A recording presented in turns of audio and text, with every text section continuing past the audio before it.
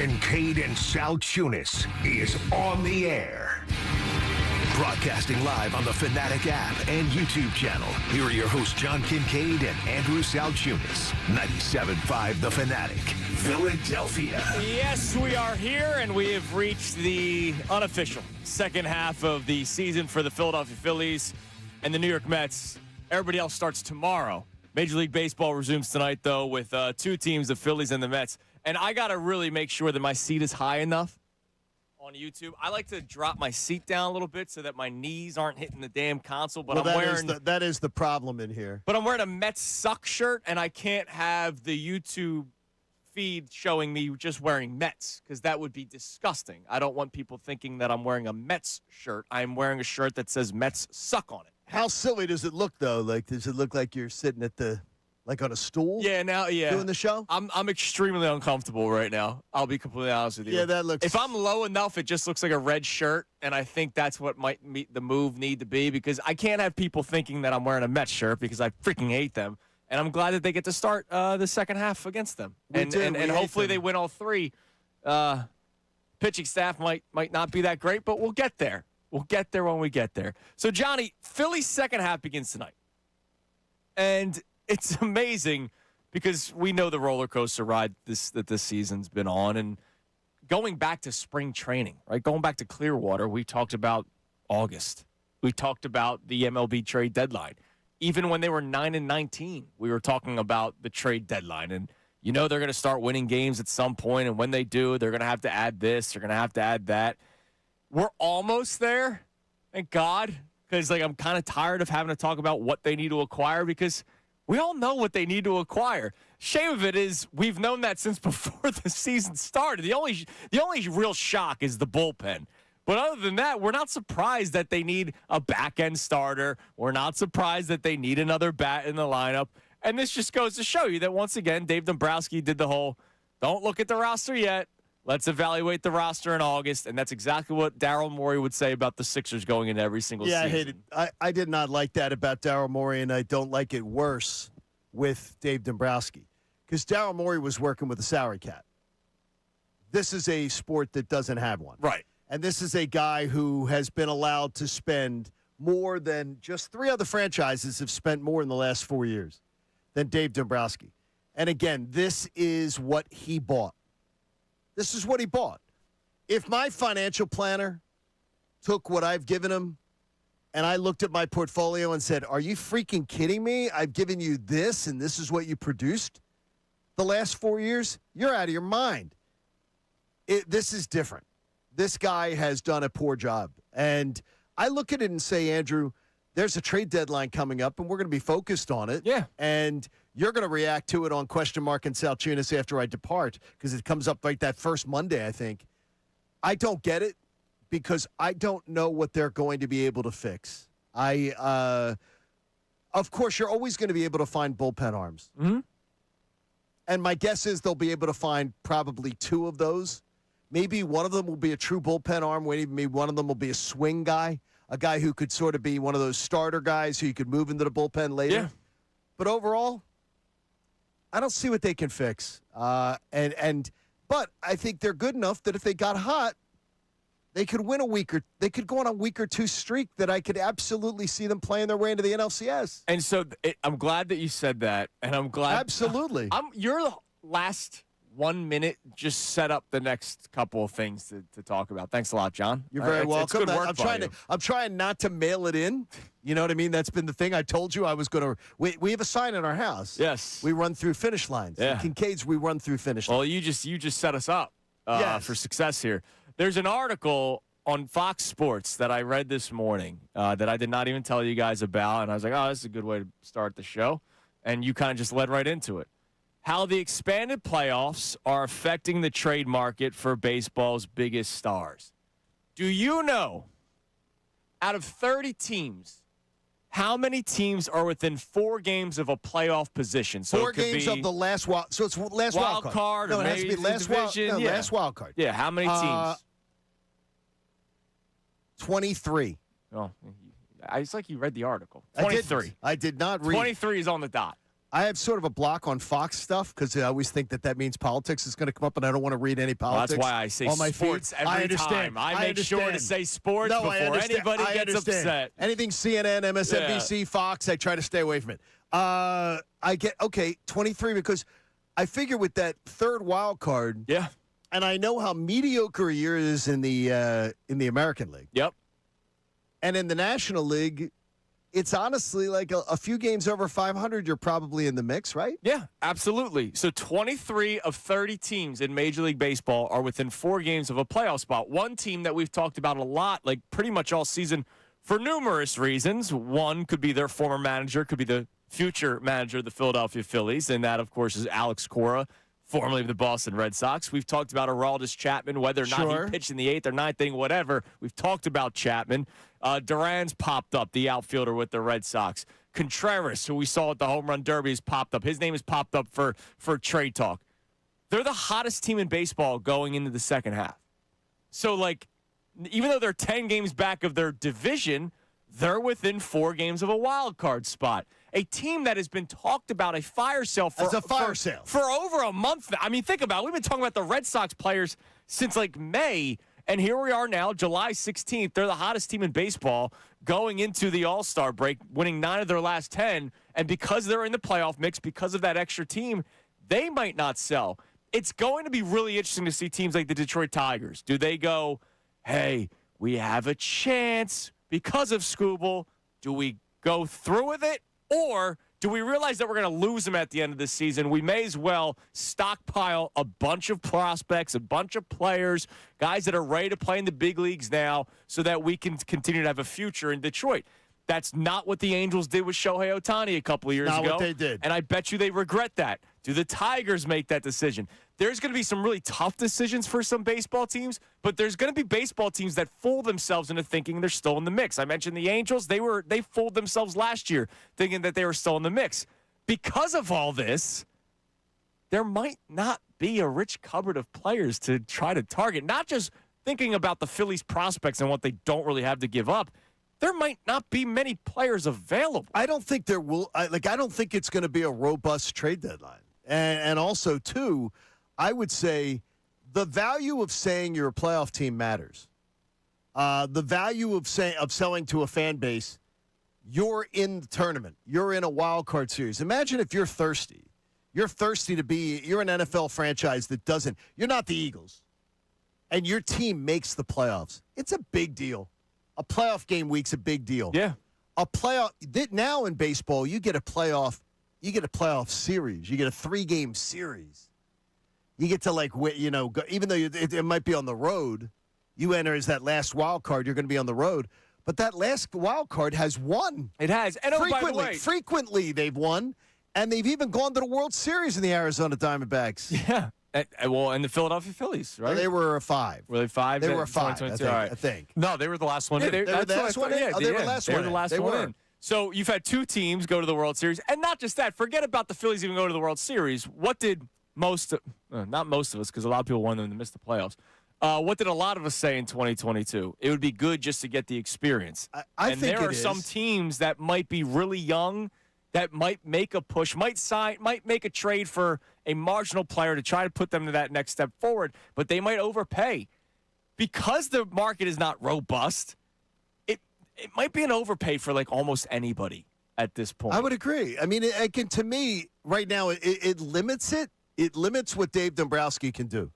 And it's funny because I've heard some of the Dave Dombrowski apologists say, hey, it might be hard to criticize Dave Dombrowski at the trade deadline because, there's not going to be a lot out there.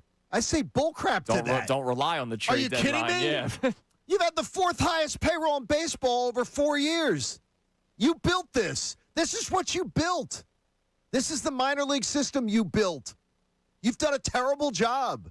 So I don't want to hear about Moy. You got to remember he's sort of limited in what he can do at the trade deadline. Oh, cry me a damn river. I mean, my God, this guy has done less with more. Yeah, honestly, because again, they say it again before people will then get on me on social media with that. Look what they've done. They've won.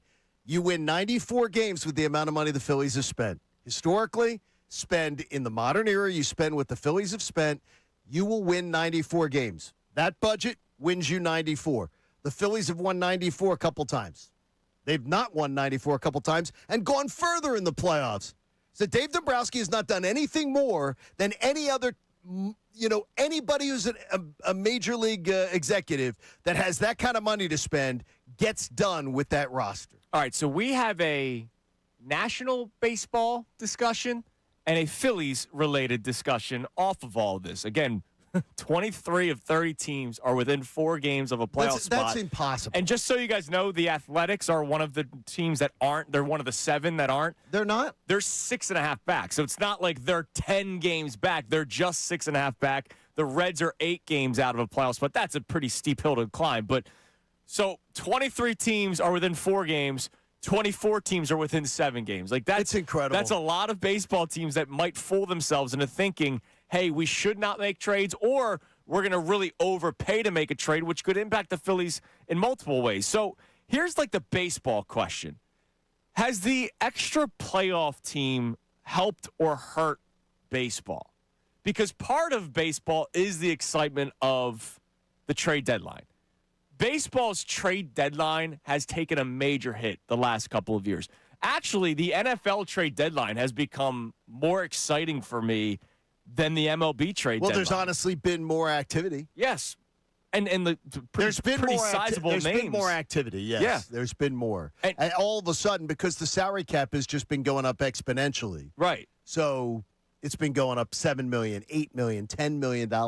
Yeah. Which allows you a lot more flexibility. But then again, that's 2 weeks of talk.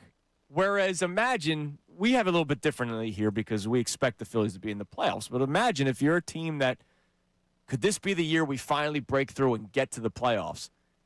Your team pretty much has a chance every mid-July. That's what it's. 23 30 teams have a chance to make the playoffs as of July 16th. Is that a good thing or a bad thing for baseball? I know people. Explain to me the argument of, because I see Connor's eyes, and I think I know where he's going to go here, is why would that be a bad thing? I like it because it makes it more competitive. There's no bad thing with that. But there's also fraudulent teams. Yeah, ahead, but Connor. Here's the thing. We're looking just from the Philadelphia perspective of we want more players from bad teams to join the Phillies because we need them. Do you think Major League Baseball cares about the trade deadline? Look at where the sport has gone since they've added the extra playoff team. Have the numbers gone significantly up? I know they've changed more. Like the rule changes, the pitch clock, the ABS, all of that stuff has certainly helped. But it's become a more compelling sport with more teams in because we've seen those last teams in have success on both sides of the bracket. I think it has. If Major League Baseball had a choice of better October or better trade deadline, they're choosing better October 1 billion times out of 1 billion. So you know what you got to do? You got to be better at free agency. Yeah. And the Phillies have not been. It does, though, the wild card getting in at the back end of the playoffs means it was an interesting thing you said this because so I see what you were proposing as far as what we're going to talk about, the expanded playoffs. And I looked here. Do you know what sport the expanded playoffs where it means the least? Where back end teams in the playoffs, it means the least? It'll be the NBA or the NFL. I'm going to say NFL. NFL. Yeah. And NBA are almost even. Yeah, the NBA almost dead even. The NBA actually edges it out. Yeah, the NBA had the outliers of the Heat and was it the Warriors? Who was the Warriors? Yeah, because Dave Dombrowski said, "Oh, 40-year-olds." The NFL actually, like the NBA and the NFL, if you go on number of teams, if you go on number of teams, the NBA absolutely edges it out totally. That getting in the back end of the playoffs means nothing. Aren't the Packers the only 7th seed that have won? No, Packers won it. Yeah, they beat the Cowboys. Jordan Love in Dallas. But Pittsburgh won as a 6th seed, I think. Okay, they won as a 6th seed, but like it rarely happens. The NFL, it's really the top teams almost always win over the lesser teams. So the NBA, if you just go sheer volume, it's the NBA. Getting in the back end of the playoffs means nothing. The NFL, if you just because it's less teams and less history, it's almost just as insignificant. Baseball, no. Baseball teams get knocked out. The top teams get knocked out frequently. Yeah, absolutely. Frequently. Hockey, though, the top teams get knocked out frequently. Yes, they do. Like more frequently, but not as frequently as baseball. Yeah, but there's a simple solution to all this. Like MLB could have their cake and eat it too. All you have to do is move back the trade deadline. And then you could have the expanded postseason that's been more compelling. And you could also wait till some of those teams that are not going to make it. Yeah, but how far back would you go? Yeah, 2 weeks? I would go 2 weeks. Okay, so mid-August would be the trade deadline. So you instead go of the back first week of mid-August. August or whatever. Mid-August gives you what? That gives you... The Phillies have 65 games left. So, what, 50 games left would be like whatever the 50-game marker is? Is that what you would do? Yeah, I'd be good with that. Well, that kind of puts us where – no, because they've got 15 games between now and the trade deadline. Geez, yeah, so you'd have to go to like the – You'd go like third – see, that's crazy. If we're going to trade for a guy. No. Because you'd have the half of August, the whole month of September. So there's got to be like 40-some games left, 45 games left. Imagine trading like a top prospect for 40 games of someone. Hey, you want to win? You want to win. Yeah, no, I get it. I don't think you can push the trade deadline back anymore. I think it's too far. I think it's late. Like, to me, I think it's late. But I get what Connor's proposing. Yeah, because you have 23 teams right now in Major League Baseball that say, hey, we might still have a shot. So is this good for baseball in your mind? The fact that 23 teams are in the running as of July 16th with the trade deadline 2 weeks away, 610-632-0975. Now, the Phillies-related question that you already answered. Well, what if this is the team? Like, we just talked about 23 teams are in the mix. That means 23 teams are considering buying or not selling. Or right? not selling. It's not, we'll stay put the way that we are. Buying or not selling. Not buying, not selling, selling. There's really only 7 teams that are probably, as of right now, considering selling. And then the Tigers have the weird situation with Skubal, whether or not they trade him or not, and try to get a boatload of prospects.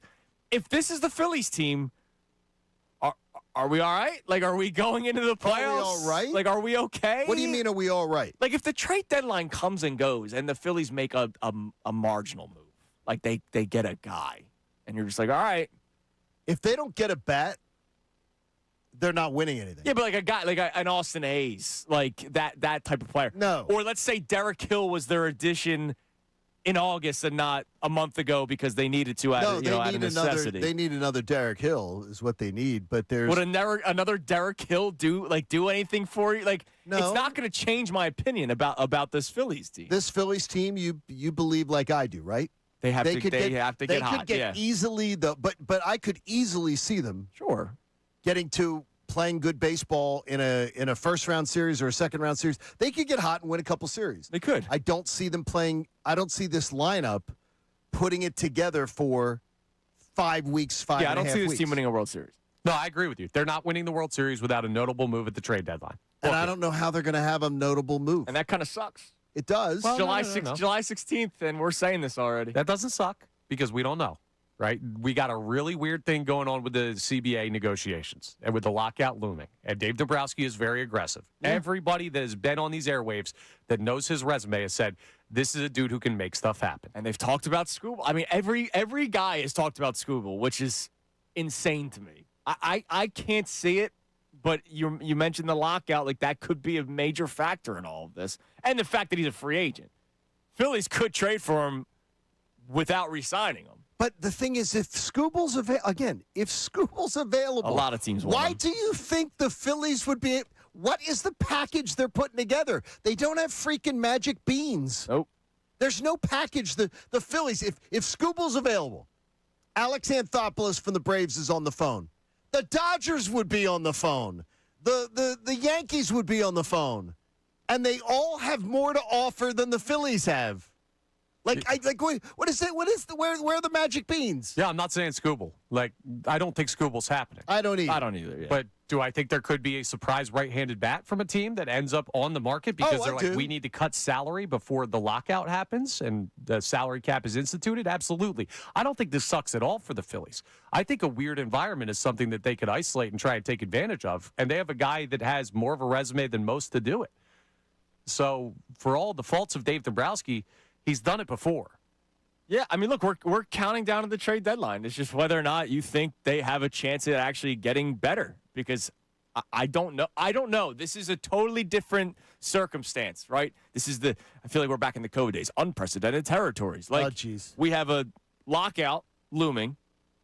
We have 23 teams out of 30 within 4 games right now. There's the lockout looming, to your point, Connor, could mean a salary cap.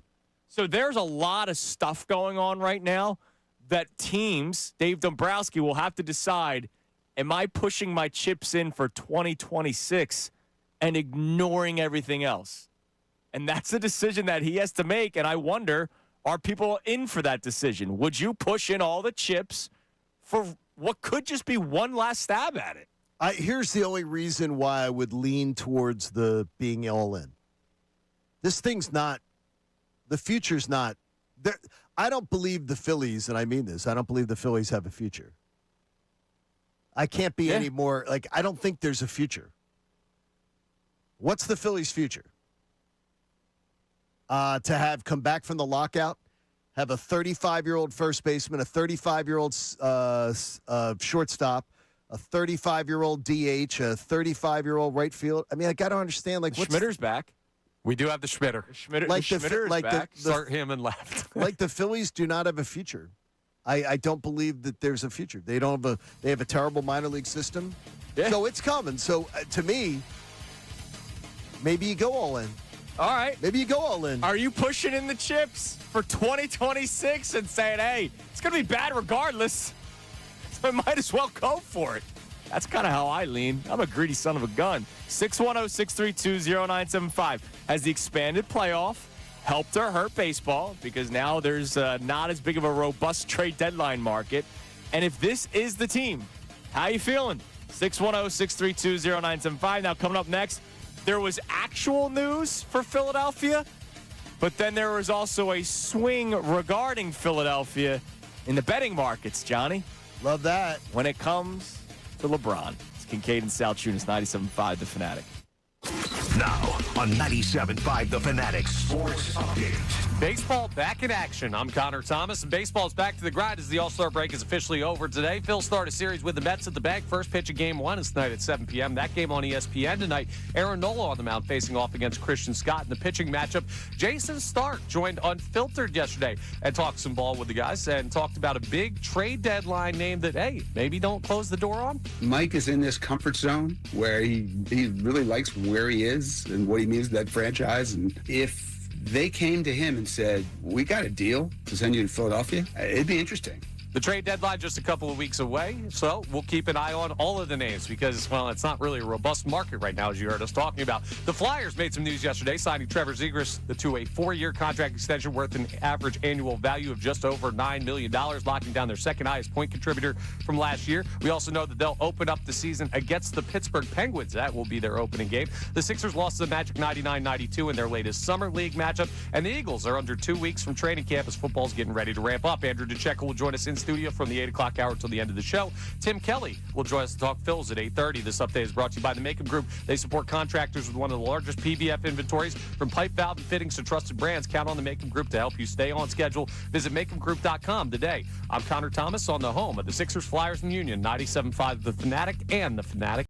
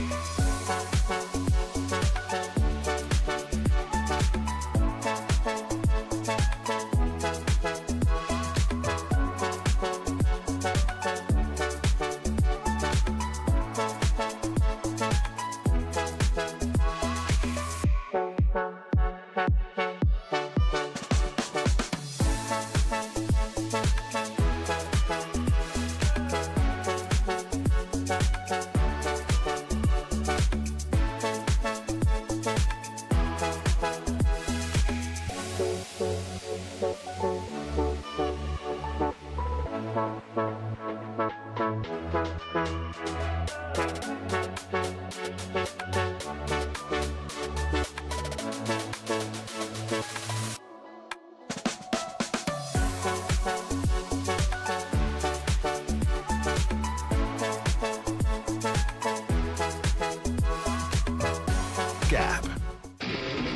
Now back to Kincade and Salciunas, 97.5 The Fanatic and the Fanatic app.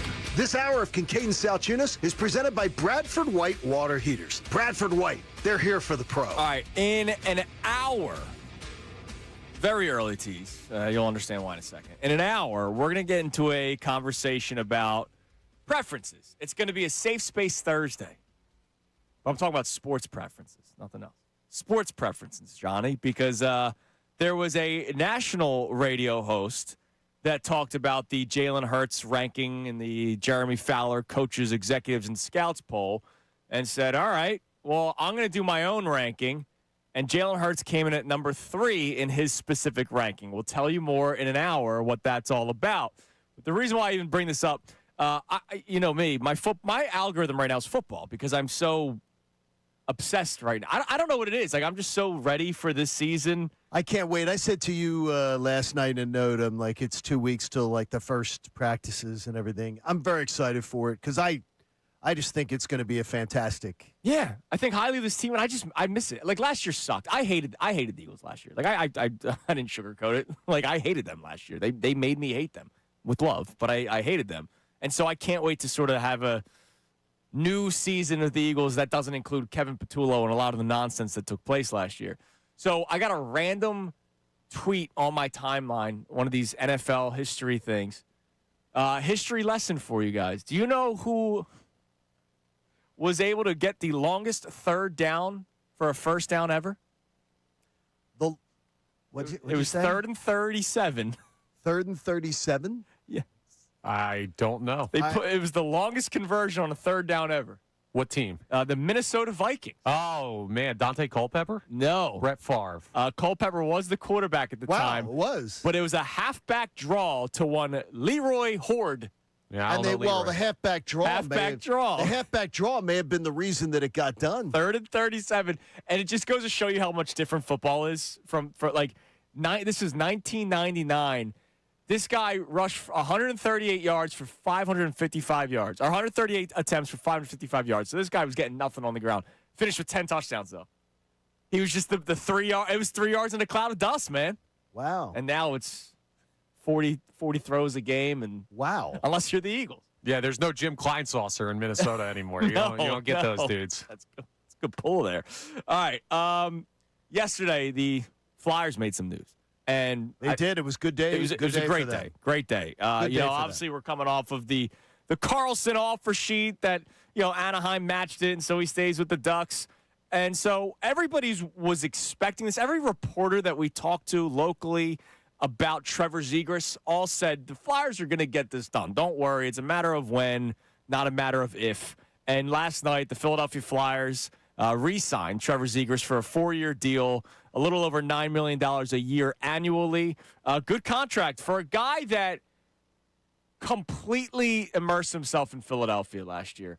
And I know there was people that were excited about him beforehand, but when we were there that night, the Anaheim game against Cutter Gauthier, and Zegras nets 2 goals in the first period, that was his, I'm a Flyer moment. Yes. And everybody fell in love with him that night. Remember the post game on the Jumbotron? Yep. Where he was saying about how the callback.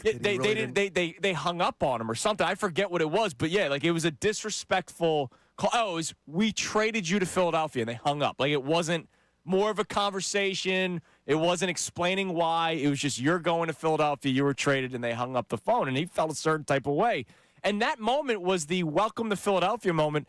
And I think he gained a lot of fans that night. And then, of course, he ended up having a great season afterward. So a really good move for the Flyers last night. Right? Happy? I got you. Yeah, it was a great night. Why you seem what's wrong? Look, I'm glad Trevor Zegras is back. I think Trevor Zegras is a nice piece.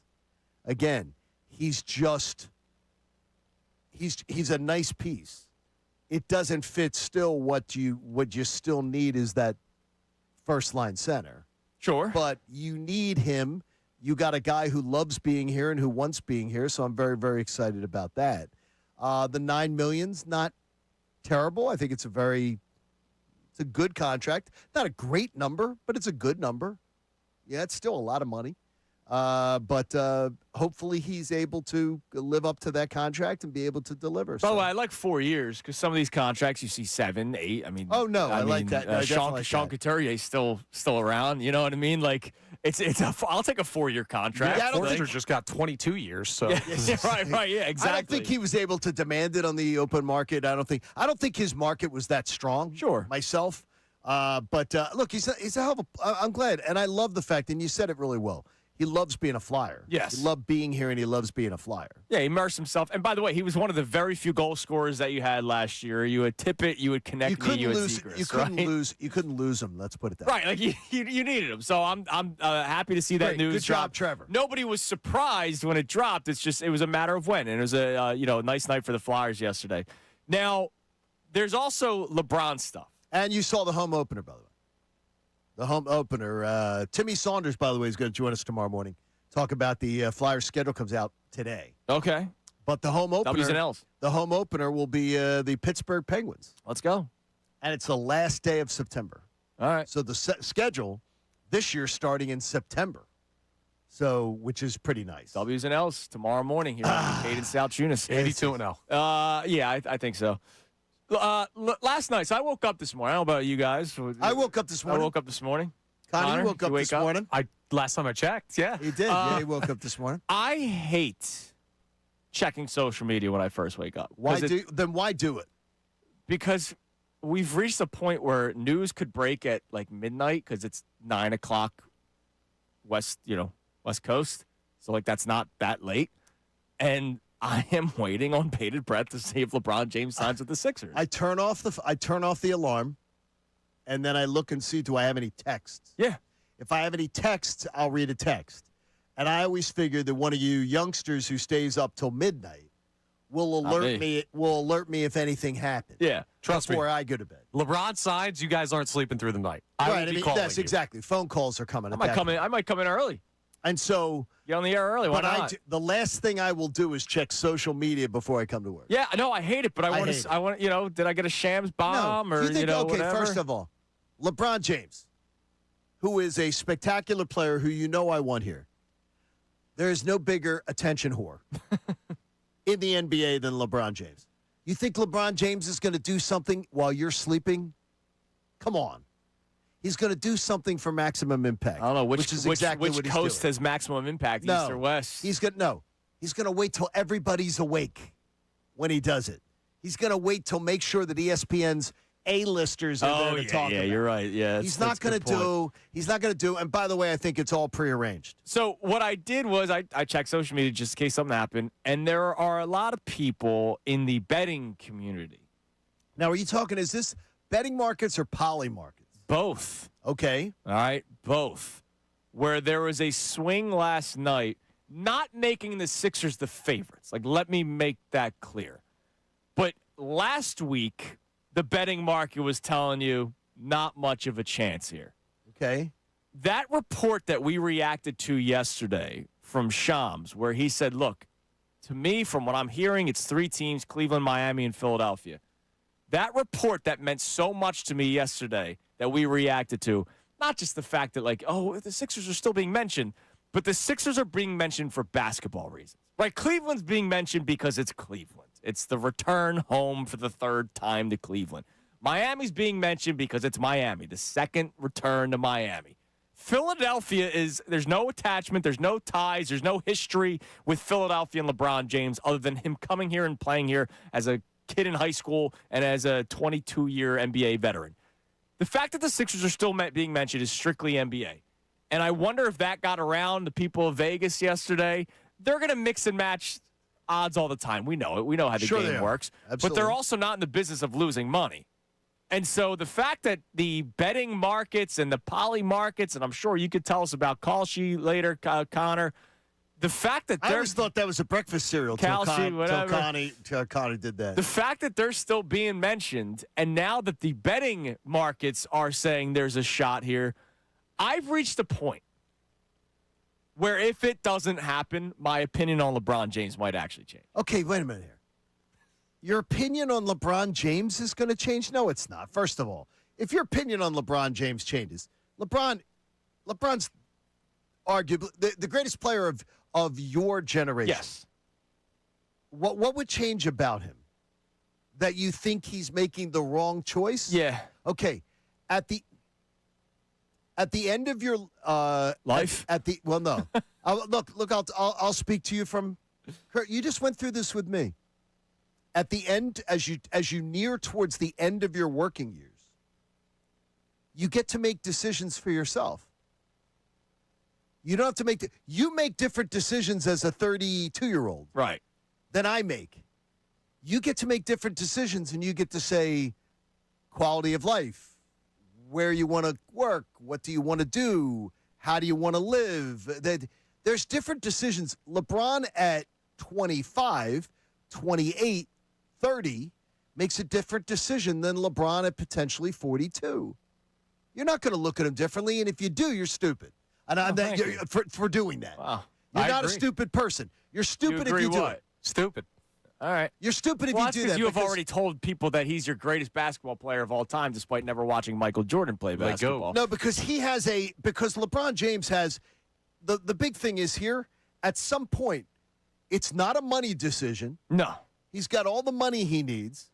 LeBron James says, he may say, and this is so stupid to people, he may say, you know what? I want to play more golf during the season. Yeah, but here's the thing. He can't do that in Philadelphia. I when he went to LA, I didn't get angry. Like I was just like, Why would you? damn, that sucks. If he doesn't come here, I'll be angry. Why? Because I think there's a real chance this time around where there was not a real chance last time around. Yes. But you're going to be angry. You're going to be angry that it doesn't happen. You're going to be angry at him? Yes. Because he's going to say it's about winning, and I know it's not about winning. How has he not earned that right? How is it? It's his No, career. he has earned it right. I could still be angry at him. I could still be angry at LeBron James if he doesn't come here. I guess. I guess you could. Like, if it's about winning a championship, which I know he will say at any press conference, whether it's in Camden, whether it's in wherever the practice facility is for the Cavs or the practice facility for the Heat, he's going to talk about winning a championship. He will be lying for two of those. There's one team where it would be truthful. Don't lie to me, LeBron. Saying. Wow, I'm very surprised by this point of view. I love LeBron James. I will be very angry if he goes to Cleveland or Miami and talks about winning a championship. You're just going to be butthurt. Yes. You're doing you're the gonna be Boba butthurt. Fett thing again, dude. You're doing it. You got to learn this lesson. You're doing it. Yeah, but LeBron's better than Boba Fett, and the impact is And you much let more Boba- stronger. You let Bo Bichette do it to you. Yeah. I think it's Connor's It'd be point. even worse with LeBron. All There right, you go. Coming up next, we'll check our text line for the first time this morning. Baseball topics. Has the expanded playoffs helped or hurt baseball? And because of the expanded playoffs, the Phillies might not have that big of a market to go after for the trade deadline. If this is the team, how you feeling going into the postseason? Second half starts tonight against the Mets. You can climb in 610-632-0975. We'll check what you have to say coming up next. It is Kincade Salciunas, 97.5 The Fanatic. Guts.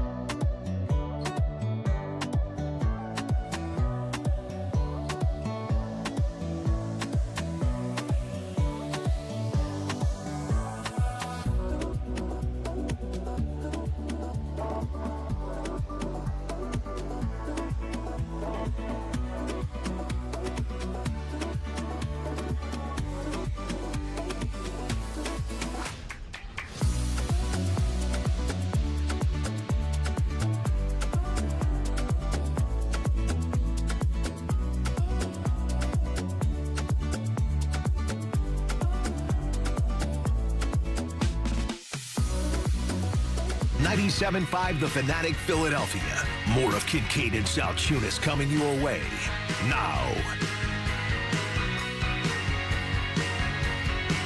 It is 6:49 here on Kincade Salciunas, 97.5 The Fanatic. Before we check the text line, there was a video that surfaced yesterday during the show, but there wasn't really time. Now you're saying it's AI. You were not doing those things. No, it was AI. This is a real video. All right. Did you guys see what happened after Jordan Walker hit the game-winning home run in the home run derby? No. Apparently, someone threw it back. Correct. Someone threw it back. The fan was being egged on by all the people around him. Then he starts doing the chant, get louder, and then he tosses the ball, and he's got this big smile on his face. And then I feel like you could tell that he died a little bit on the inside. Why did he do it? Why would you be that dumb? You could have. How much? 10 grand? Jordan Walker Probably. would have taken that ball. Jordan Walker would have given you an experience to have that ball. Yeah. What are you doing, dude? Like, What? That's just I get dumb. it. They beat Kyle Schwarber. Like, if let's say Ohtani, remember when Ohtani was doing the 50-50 club? If Ohtani hit a home run here, is there somebody that in Philadelphia? I get it. We're different here. Would somebody actually throw that back? Well, first off, why are we copying the Cubs fans? Throwing the ball back in Philadelphia is not a thing.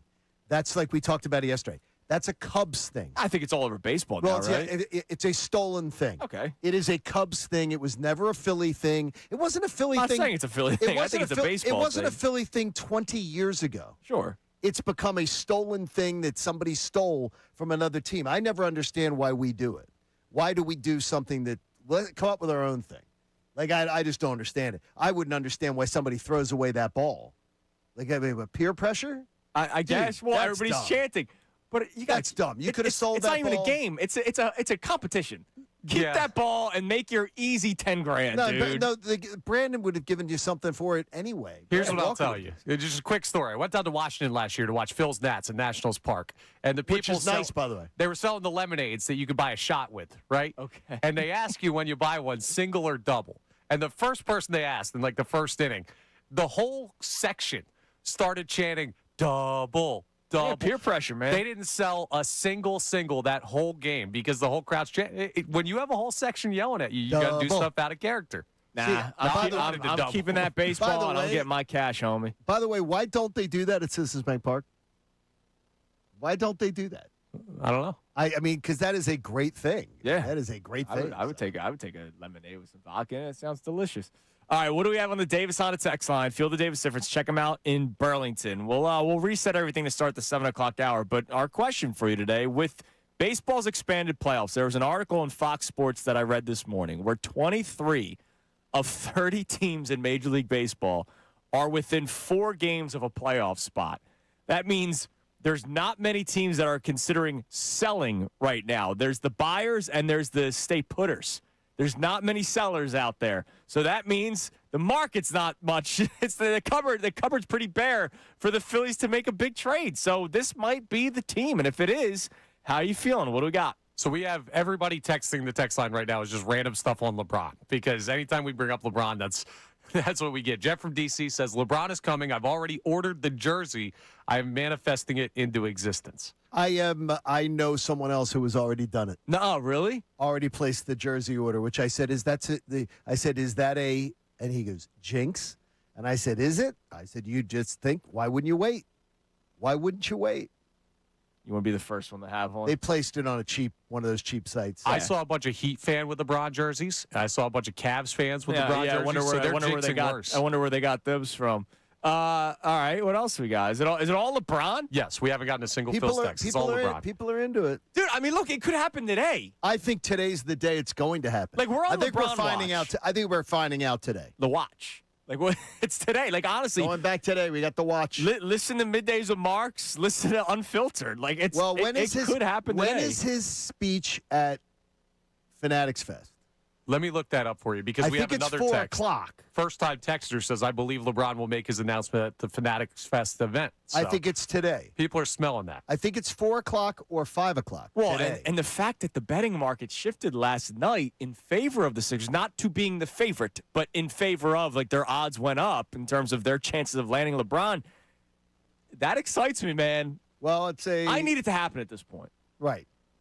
Like, bring me a freaking championship. All right, I'm not going to have baseball next summer, so can my basketball team carry the weight a little bit for us? The baseball might not happen next year. So can I have Philadelphia sports in June, please, for once?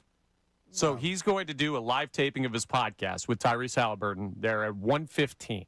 I'm not sure if he'll have media availability ahead of that, but he will be doing it live. So And there's an audience for that with tickets. yeah. So, But it's VIP guests.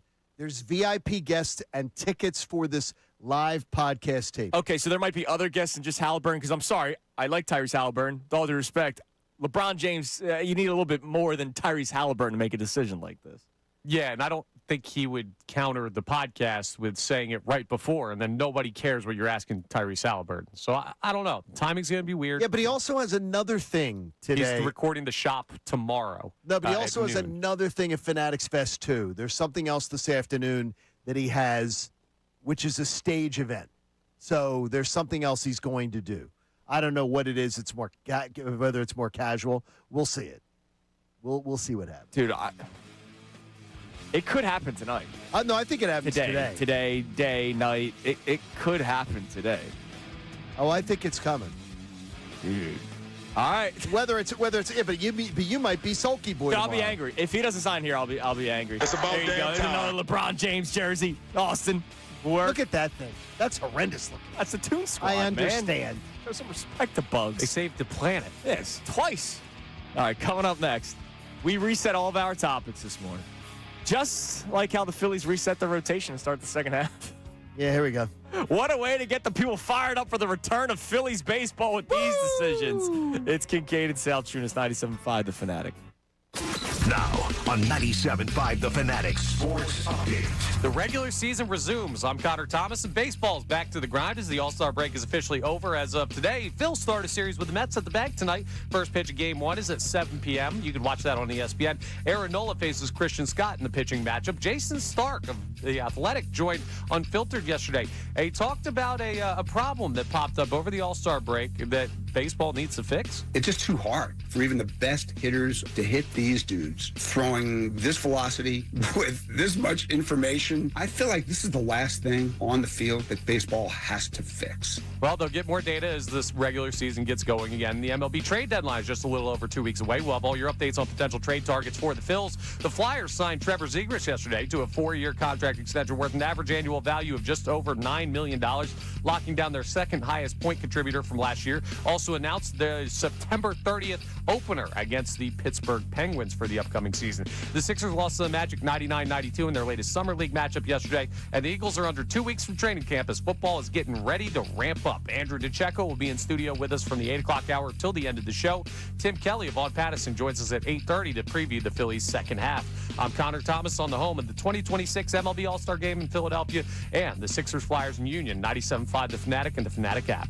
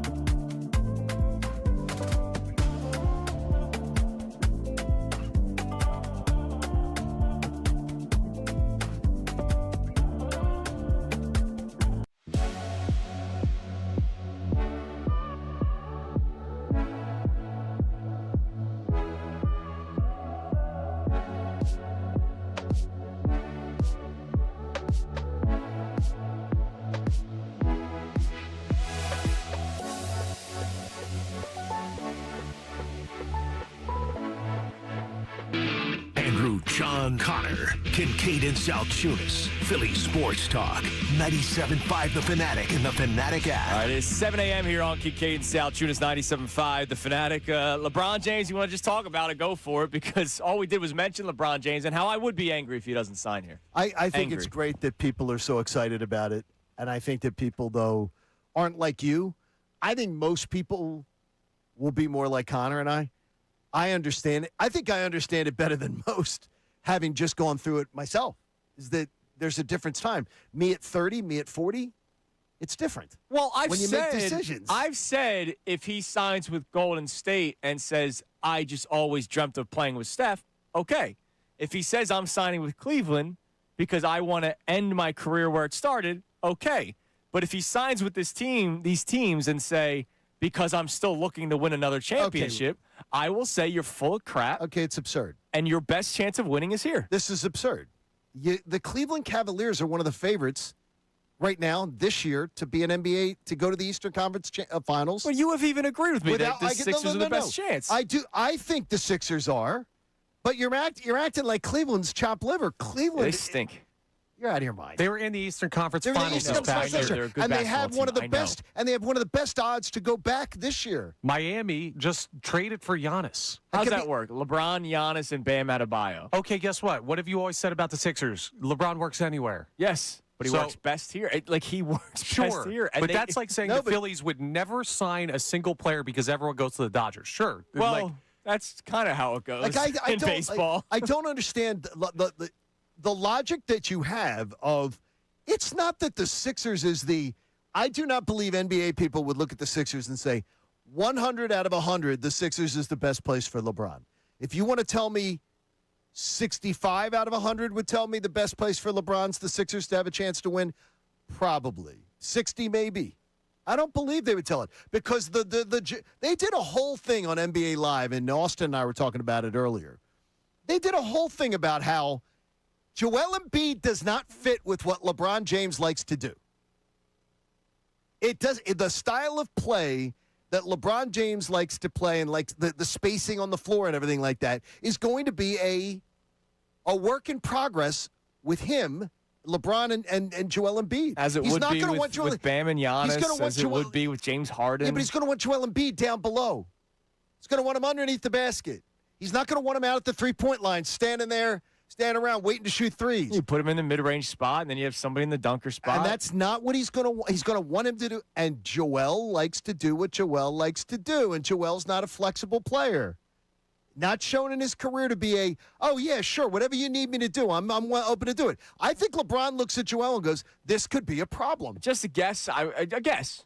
I would imagine Joel Embiid would be like, all right, let me make this work with LeBron James, especially considering he's one of the three players of the Sixers that are helping make the pitch. Tyrese Maxey, Joel Embiid, and Jaylen Brown. It could. If the names popped up, Tyrese Maxey and Jaylen Brown are making the pitch, then I agree with you. But the fact that Embiid's being a part of this, I would imagine he's going to do whatever it takes in order to win. Yeah, the fact of him saying, okay, Joel Embiid has never shown me that he's doing, the only time he's ever shown me the sentence you just said, that Joel Embiid's willing to do whatever it takes to win. The only time in his entire career that I would say that is broken face, broken orbital bone.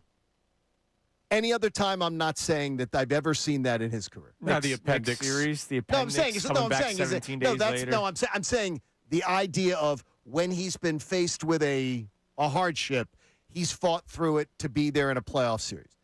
Of doing the things that it takes to win, I think has been one of his bad points of his career resume. Well, maybe with LeBron James, I would imagine, just to guess. Old dog, new tricks? You think that's the case? LeBron James. I would imagine LeBron James would change how a person acts a little bit. Do you think that somebody like LeBron wants to go, yeah, I'm going to go someplace. Do I want to go? He comes here. He knows that he's dealing with Jaylen Brown and Tyrese Maxey, two guys who have ridiculous maniac-type work ethics, which match his. Mm-hmm. And then he's got Joel Embiid.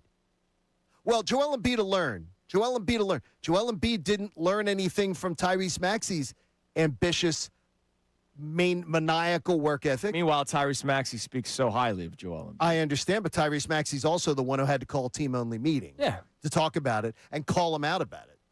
So he's not happy with it. Like, I mean, everybody can talk about that. And you can like a person and not like how they work. Look at the A.J. Brown situation. Right, you can like a person and not like how they work. I would imagine LeBron looks at it and goes, dude, am I going to have to, like, coddle this guy?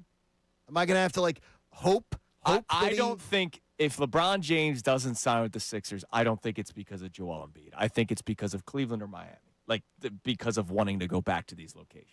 I don't think it would be. It could be. I sign with Cleveland because I don't want to play with Joel Embiid. I don't think that. Well, I don't know that it would be I don't want to play with Joel Embiid.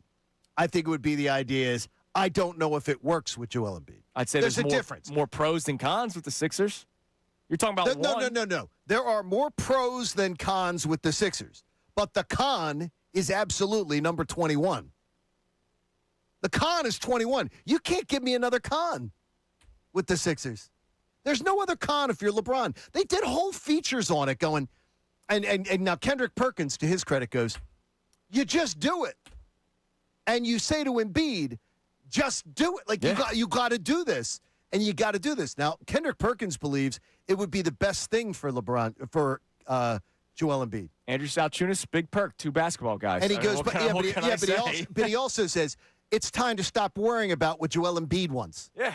Joel Embiid isn't the you got Joe. If you have LeBron and Jaylen Brown and Tyrese Maxey, what Joel Embiid wants. Stop worrying about what Joel Embiid wants. Nobody should. But he also thinks that Kendrick Perkins believes that Joel Embiid's going to be can thrive in this. Yeah, yes. And he says, and more importantly, the load management that you want with Joel Embiid to be ready for the playoffs and everything, you're not even going to give a damn about. Right.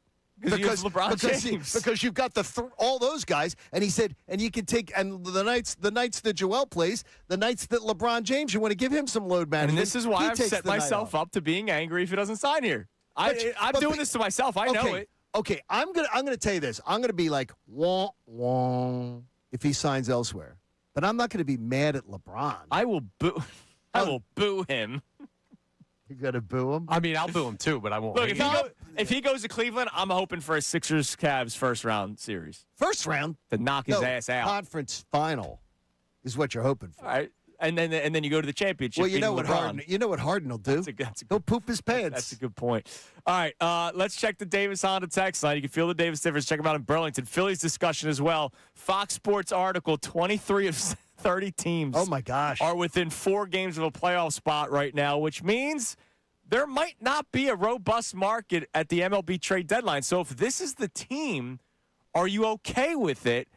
And the other conversation is, if there is like only one big name player available, considering the ages of this roster, considering the lockout looming and how old the players will be post-lockout, would you push in all the chips? And that includes like Gage Wood, that includes Renteria. Well, it has to be. It has to be because you don't really have much else. Those are the chips. Are you doing that for hopefully one last crack at a World Series? 610-632-0975. What do we have on the text line? Either LeBron or Phillies related.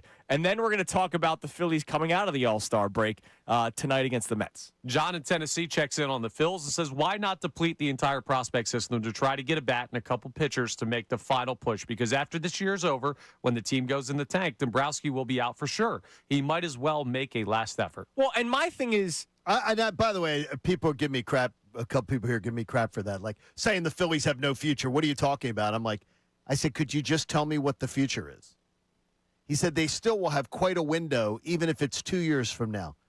You're thinking they have quite a window with 4 guys in the starting lineup of your starting 8 that are over 35? You're out of your mind. And Wheeler will be gone. You're out of your mind. That's like Nola will still be here. If you're using the word future and you're talking about 4 of your starting 8 are 35 and above, don't talk to me about future. You could have a good 1 year with those guys. Yeah. But you're not talking about a future. Look, I've reached the point where 2030 is probably going to be bad regardless. Whether you push in all your chips or you say, nah, you know what, let's still keep these young guys. I think question mark in Salciunas is going to really struggle with the baseball coverage. But I think you'll find a way. That's why LeBron James signing with the Sixers. Well, how long is he going to play? 46? Going to carry you through? He could. If there's gonna play anybody that could do it, it would be could be LeBron him. James. Yes, So it so could. maybe I have Summers covered the next I look couple at of years. LeBron like Brady, like the Brady. Yeah. Oh, dude, as long as he wants to play. Where as long as he plays, I don't believe LeBron James would ever step on the court. And I don't want to get on Jordan because I am a Jordan guy. But Jordan stepped on the court when Jordan was allowed himself to not be Jordan. And that embarrassed me for him. Sure. I don't want to see. I don't believe LeBron James will ever do that. I don't think LeBron James is ever going to play a season where he's not LeBron. No, and by the way, he's still LeBron. Oh, he's still he LeBron. Is not LeBron yet. 610-632-0975. What else we got? All right, we also have another check-in on the LeBron James conversation. Pete in Drexel Hill says all of LeBron's other decisions came in the first 2 weeks of July, no later than July 12th. I think it's happening today, boys. Yeah, I mean, look. His decisions always came around the baseball All-Star game. And he's a marketable man. It's Fanatics Fest. He wants the attention. And he deserves it. He's earned it. Well, no, I mean, He's LeBron James, Yeah. dude. he can do it. No, he can do whatever he wants, but just own it that he's doing it because he wants the attention. Yeah, and I don't have a Just problem. own it. I don't have a problem with it. Just own it because that's what he wants. But just say it what it is. He wants the attention. Yeah, he's the most famous North American athlete. And he wants it, Yeah. right? And that's what he wants. I But own that Bryce Harper's a panderer. It's okay. Exactly. That's what he wants. But I don't people lose sleep at it people when I do don't it. want to own it. That's what he wants. He wants the attention. He wants the adulation. That's what he's looking for. And Fair good, enough. Good for him. He absolutely has earned it. He's the look. We're hanging on it. And you know what? Is my buddy in Cleveland? They're doing their show in the morning every single day. They're doing their show, waiting on bated breath to see if LeBron's coming back. And just they're dying, waiting to see if LeBron's going to come back to Cleveland. And you've got people worrying about it right now in San Francisco. I'm worried sure. about it right now in Philadelphia. Right. We're doing these shows. This is what power. This is the power that he's got. Yes. And good for him. Yeah, dude, good for him because he's got us earned by it. the you know he's what, earned, man. You know what? He's earned it because he works his backside off to be great. He works. He's great. He's also earned it because whichever team he goes to, they will be in conversation for championship contenders. I believe The Sixers strongest but are the Philadelphia. Sixers already are. Right. Cleveland already is. Golden State isn't. No, Golden State's not. That's the thing is Golden State isn't. Miami isn't. Miami is not in. If Miami does not add LeBron, they are not in. People are not going to be talking about them winning an NBA they have title. no one to shoot. They're not winning an NBA title. The Sixers could. Cleveland could. Or else be in contention. Yeah. Could be in contention. All right. Phillies back in action tonight. Phil's Mets. Weird. Wearing my Mets suck shirt today. In case you're watching on YouTube, it's kind of cut Show off. them again. Show them again. Yeah, I don't want people thinking that I'm wearing a Mets shirt. I hate them. So it says Mets suck. Did you make that yourself? As No, one of the, this was an Ocean. no, This was an Ocean City Boardwalk. Dylan, piece, man. well, Dylan wanted to know, not our Dylan McKinnon. Dylan wanted to know from our DMs, wanted to know if you made that yourself. No, this is an OC Boardwalk. Fat Tunis rocking this bad boy years ago, man. Really? Okay. Yeah, everything still fits. I was wearing I was wearing a 2007 Memorial Day shirt down the shore last weekend because it's my most comfortable shirt. My dad's like, "How do you still have that shirt?" I was like, "Because I was fat. And I'm not anymore." Which is nice. All right. Anyways, Fat is fat. so Phillies begin their 3-game series with the Mets today, and we do have one All-Star in the rotation. So Christopher Sanchez is an All-Star starter. Jesus Luzardo is an All-Star. Zach Wheeler could have been an All-Star, but only one of them. He chose Will not be to. going. He chose not to be. Yeah, I know he did not. Aaron Nola chose gets not the to. start tonight. Jesus Luzardo will go Saturday. No game Friday again. Just so weird. It's so weird. And then we got the bullpen game with Alan Ronhell on Sunday against the Mets in the afternoon game. And I know you're all fired up about it, No, Johnny. I'm just wondering why Zach Wheeler gets a weekend off. Results speak for itself. What do you mean results speak for themselves? Explain that. Look at his playoff game logs. What does that have to do with him not pitching this weekend? That has nothing to do with it. His playoff success, you are totally full of crap if you're going to try to spin to me that his playoff success is because he doesn't pitch this weekend. He gets an extra weekend off. And by the way, he has not always had this weekend off. They've given him this weekend off twice. He's having why? You took All-Star Week off. Okay. You took the All-Star game off. You took the vacation. Yeah. You chose the vacation not to participate in it. So you should be pitching this weekend. Whether it's Saturday or Sunday, he should be pitching. You don't think the a million people that work for a baseball organization, you don't think they looked at the stretch of game? I don't know. Like, there's always a plan. They did this last year. They did this the year before. They always have a plan.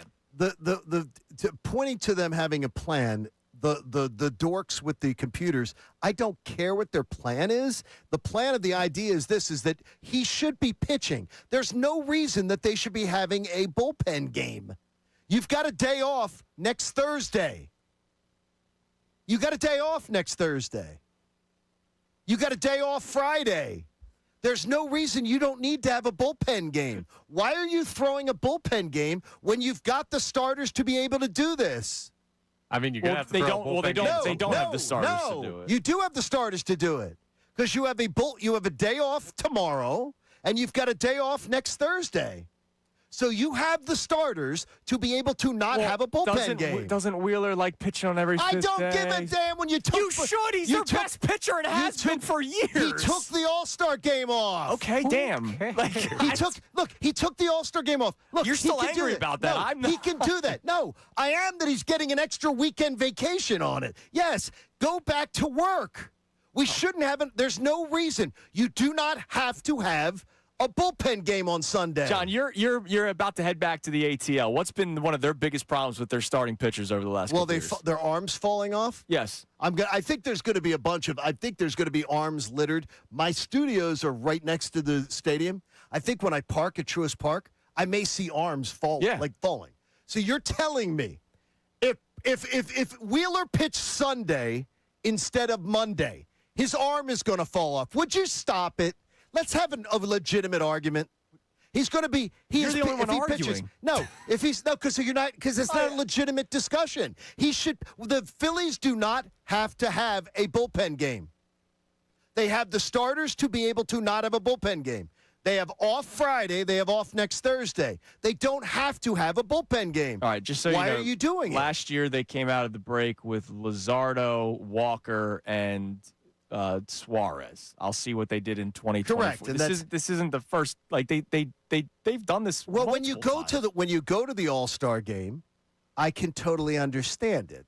When you go to the All-Star game, and especially if you travel, I totally understand. If he's doing something he traveled, I can understand it, or otherwise. This is if he pitched 2 innings in the All-Star game. I understand. Pitched and he's pitching game 2. Lazardo's pitching 1 inning. It's whatever plan that they have. Lazardo pitched. Lazardo had less pitches than his side session that day. Yeah, but it's preference. There's a reason but it's also a preference that they're giving him off. The guy got a rib removed, like at the start of the season. That has nothing to. He's already been healthy for months because he's been healthy for months. Okay, that has nothing to do. John, you don't go back and have retro. It's not a effect. permanence thing. Being healthy now doesn't mean healthy forever. Like the guy had a serious medical condition end of last season that cost him the end of last year, the start of this season. He is in his back 9, probably on 18 when it comes to his career, and he wants an extra couple days. 2024, they went Nola, Sanchez, Tyler Phillips out of the All-Star break, and that was Sanchez, not Christopher Sanchez. I remember that Tyler we know Phillips was being, at that point you were thinking, did we find something? Yeah. But I'm just saying, so 25, 26, this is now the third straight year where they're following this plan. But if you're going to the All-Star game, it's different. When you take the All-Star game off, it's not. You usually show up. You show up and you pitch. I don't think they made this decision based off of the All-Star game playing or not. They made this decision to give him an extra week off so that they think it will help him in the long run. They do not have to, though. You do not have to have why are you why are you adding a bullpen game to the team when you don't need to have a bullpen game? Because they think it sets them up for the long run. 2023, Sanchez, Suarez, you're telling me him pitching Monday and not Sunday sets them up for the long run is ridiculous. They may have a whole plan set up. This is when Wheeler's going to pitch this day. This is when Wheeler's going to pitch that day. This is now, I just looked up, this is the 4th straight season they're doing. This is nothing new. This isn't like, it's not like they said, oh man, Zach Wheeler, we're doing this for the first time ever. This is the 4th straight season. And if you do look at his playoff game logs, the results speak for themselves. This has worked for them. It doesn't. This does work not for him. It doesn't. one day, him pitching Monday or Sunday is not going to tell me that in October this is having an effect. Okay. That is ridiculous. Then let's stay in the immediacy. Would you rather have Zach Wheeler against the Mets or Zach Wheeler against the Dodgers? I want Zach Wheeler against the Mets and the Dodgers. I'll take that. Okay, well, you got to pick one in this scenario. No, I don't. I could have him on I could have him on Saturday, and I could have him on Wednesday. Oh, okay. Like that, Oh, they're going to have that way. You know what I mean? I don't. And more importantly, I just want wins. I just want wins because this team right now, I think the Braves are leaking oil. Okay. All over the interstate, and the Phillies just showed they've played mediocre baseball for 2 weeks. And they picked up ground. It's not Zach Wheeler's fault that they don't have a fourth or fifth starter. Yeah, you're saying the whole get back to work thing. Like, Well, why? Like they when you don't have to have a bullpen game, why are you putting a bullpen game in when your bullpen sucks? Why are you throwing a bullpen again, game? look, they have a scheduled loss in this series. All right, why are you accepting that as just good? Like that's good. Because You're then it's going to happen next week. Like there's going to be a bullpen game regardless. Andrew. It's not because it's the Mets. It's Zach Wheeler. They have a plan. They probably have broken this down. They probably knew this since before the All-Star break. This is what we're going to do. And you can complain about dork boys and guys in the front office all you want. It's their plan. And what Zach Wheeler has done in the playoffs for them every year, except for last year because he was absent with the thoracic outlet, he's been their number one constant. So it has worked for them. That's all I'm going to say is 3 straight years before last year, they did not have him pitch out of the All-Star break in the first series, and he's been their best pitcher in the playoffs. So you're saying 1 day difference pitching Sunday and Monday, that's the reason he was good in October? That is ridiculous. That may be the dumbest point I've ever heard you make. That has nothing to do with what he did in October. When is his last game? His last game might be 3 days before the playoffs start, and now he's pitching on normal rest. He might be your game 1 starter for all we know. I don't know. They'll fix that late. It's ridiculous. They're getting ahead of it now. Ahead of it. Hey, if anyone agrees with John, let us know. 610-632-0975. Let's get some more vacation in, please. Coming up next, I was going to call it a Safe Space Thursday. Not anymore. It is not. You're in the loony bin. It is not a safe space. Yes, I like people to come to work. It's amazing. It's amazing. Tough. You're insane. All right. Dan Patrick wanted to change the wording on how you could rank quarterbacks because he, too, took exception with Jalen Hurts coming in at number 17. We will then get into a conversation about preferences because this will be interesting because they win, but a lot of people don't prefer the way Jalen plays. Kincade Salciunas, 97.5, The Fanatic. The final is set, folks. The FIFA World Cup is down to the final 2, and there's no better place to be than Kalshi, America's #1 prediction market platform. And we've got a banger of a match set for this Sunday.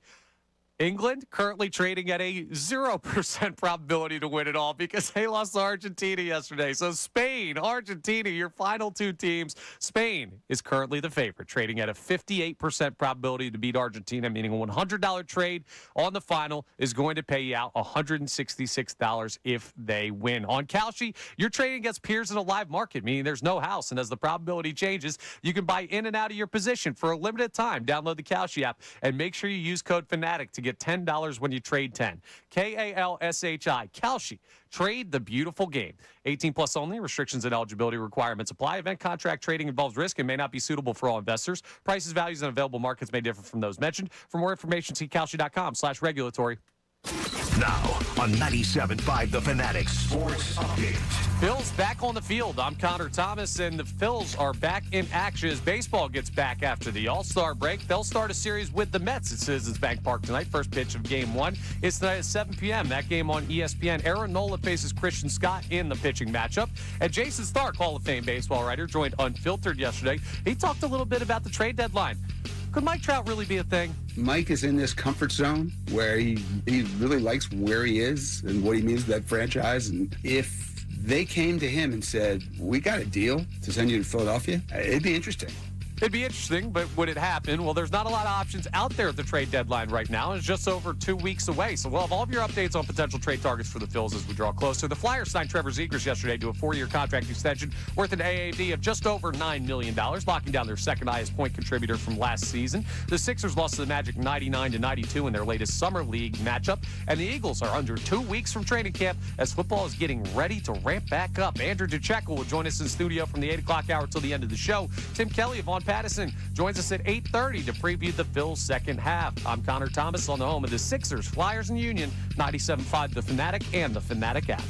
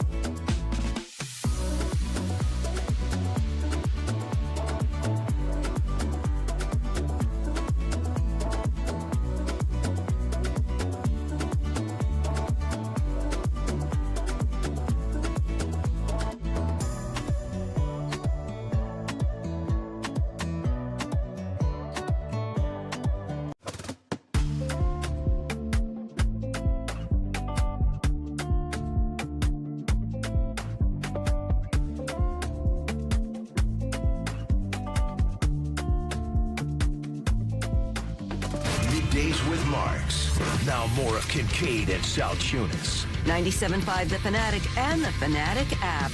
7 a.m. hour is brought to you by the BetParks online casino and sportsbook app. Live bet sports on the BetParks app. Play all your favorite casino games. There's always another way to win on the BetParks online casino and sportsbook. Got to be 21 in Pennsylvania, Jersey, or Maryland. Gambling problem? Call 1-800-GAMBLER. All right, 7:32 here on Kincade and Salciunas, 97.5 The Fanatic. Before we get to some more Eagles talk here, you got some Yeah, nuggets? I got a text during the break from a little Phillies birdie. Somebody very well connected. Okay. Someone whose voice you would know. Okay. His voice you would know. And he loves the show. I appreciate it. Thinks you're an all right baseball mind. Says he gives me the explanation for why Wheeler has been pushed to this spot. And he knows sort of why they did it. That the way that Wheeler lines up by pitching as he does to start off the series, the Dodgers series, is that going till Monday, it sets him up that 3 different times down the stretch, he is going to pitch the first game after an off day. So it's going to actually give him an extra day's rest.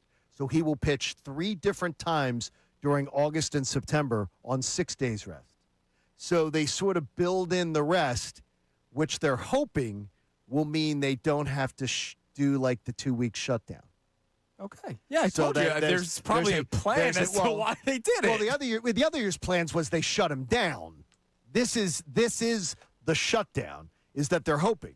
Now, the problem is this could all get screwed up by a rainout. Like one rainout could screw it up. Like this whole plan. But right now, he will pitch at different times, 3 different times. He's going to pitch the first game after a day off. So it would be on 6 days rest. Against the Twins on August 14th, he's going to pitch. Against the Braves on September the 4th. And against the Nationals on September the 15th. So different times he's going to get that extra built-in rest. So that is the reason that they chose it. He says, best laid plans, there could be a problem. If they get one rain out, Okay. the whole plan could get screwed up. Yeah, But it also But it's a sets- plan, and that It was also- the point I was Well, of making. course they have a plan. They didn't just do this willy-nilly. Well, of course they have a plan. But the thing is, you said trust the plan. I don't trust the plan. I don't trust the Phillies' plans. Why do I trust the Phillies' plans? Because they've been one of the best teams in baseball at managing their pitching staff's health. Here's why I'll trust their plans when it comes to starting pitching. That's been the one thing that's not been a problem with them in the playoffs. It's been their bats. It's been their bullpen. Well, the starting pitching has been dominant in every single playoff series, almost every single playoff game. I put that on the pitchers themselves. Yeah, and they have a plan for said pitchers. Like it's worked out for them. I need them to be as careful as possible regarding the starting pitching, and that's why maybe Sanchez needs to look. It was great that he was chasing history with the scoreless streak. He was pitching a lot of 7-8 inning ball games, and now maybe his arm's a little fatigued. Like they need to be careful with the arms because this team is not going to hit their way to a World Series consistently enough. This team will not bullpen their way to a World Series consistently enough. What they will be able to do consistently to try to get to a World Series, to try to get to an NLCS, is ride the backs of the starting pitching that have been a constant for them, even in the kick in the nuts series of the New York Mets, even in last year's series where we were, one pitch away against the Dodgers. The starting pitching's been their constant. But when you go set as you say, like a 7 ERA in the bullpen, 6.85, I believe, is the last 2 years. The bullpen ERA, that's horrendous. I mean, it's so horrendous. These starters got to give them great outings or they're going to be done. Yeah, I mean, so they're going to need so many things to go right. But that was the explanation I got, and I appreciate the listenership. So now he thinks I'm even more of a good baseball Listenership mind. He didn't say that at all. In fact, not at all. He should though. In fact. All right. Dan Patrick also reacting to the top 10 list of positions by position. I think best mind in our business. He's very, very talented. I think that does Absolutely. our job. I think he's the best mind that does it. So Dan Patrick, like many of us, took exception to Jalen Hurts coming in at number 17. Now, it depends on how much exception. Like, I didn't take too much exception because I don't think he's a top 10 quarterback. I think he's in that 11, 12 range, right? So But like 17. I wasn't egregious. like, oh my God, how could they have him 10 spots lower than where I expected him to be?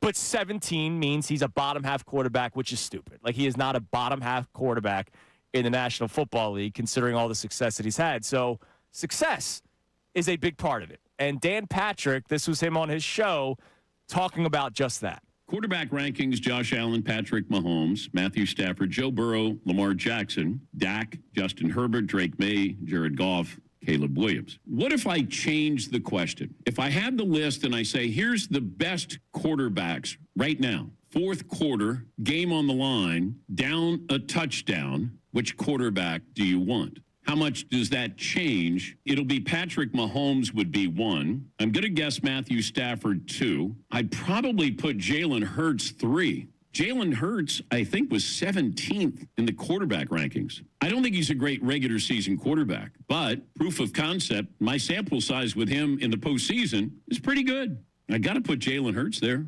He puts him at number 3 for the game on the line. I need a touchdown. And look, we could say he may be 4th, maybe 5th, but like I get what Dan Patrick is saying. That you have to. It's what I was saying the other day with Jeremy, and I thank Jeremy, by the way, for using some of my data on a SportsCenter hit about the winning.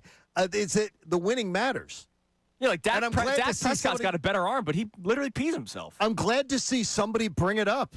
Thank you, Dan Patrick, for bringing it up on the national stage. Somebody bring it up. Winning matters. It matters. These other guys peeing their pants on when the pressure's on matters. Making big mistakes matters. And that's what Lamar does. That's what has happened over the years sometimes. Sometimes with Josh Allen, not as often. This past year, definitely. This past year, it absolutely happened. So it leads to a fun conversation because, you know, we talked about this off the air yesterday after Connor said something. Connor, way to go. You don't even know that you provided us with content. That's what I'm here for, doing dumb stuff I don't remember. So this is a safe space Thursday. Safe space? Because nobody is saying I don't do safe space. we don't want winners. All right, we all want winners. All right, we all agree we want winners. Yes. All right, I'm glad we're all on the same page here. But we all do have our own preferences. So Connor, yesterday, when we were talking about wide receivers, you said despite Devontae Smith being a Heisman Trophy winner, 1,000-yard receiver each year in his NFL career, except for year 1 where he finished upper 900. I forget exact the number, but it was like 960. Like he was close to 1,000. You said, look, I really like him, but he's just not my preference. Your preference is an A.J. Brown-type wide receiver, a guy that can bully somebody to a spot on the field. Doesn't mean you don't like Devontae Smith. It's just if you had a choice, you'd go for the bully and not the slender, slim reaper, even though Devontae Smith's a stud. Jalen Hurts is not my preference when it comes to quarterbacks. I'll be honest with you guys, right? Like, so you hate winning.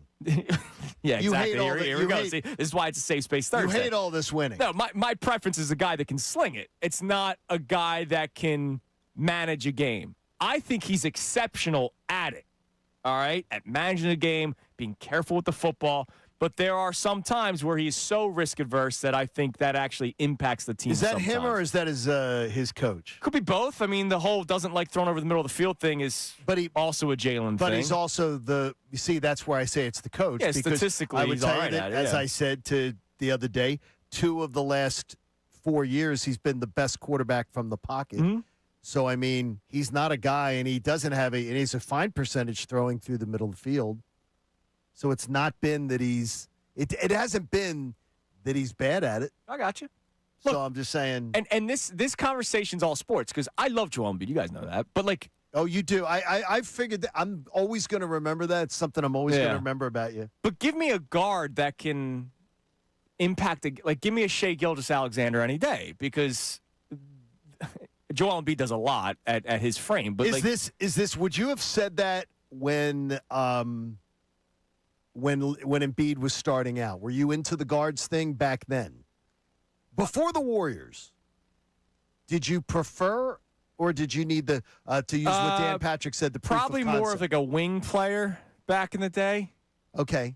Okay. But now I think because the ball's in the hand, like if you have a top guard, the ball's in their hands like Exactly. all the time. And Because I love the guard play of basketball. Yeah. Like I really enjoyed that style of basketball. there was a random playoff series years ago between the Grizzlies and the Warriors where Ja Morant and Steph Curry were just going toe to toe, and the Was Warriors it like won the 140, series. 137, I something don't like remember that? what the score was, but man, like it was like Steph's got the ball, he's shooting. Ja's got the ball, he's shooting, and I'm like.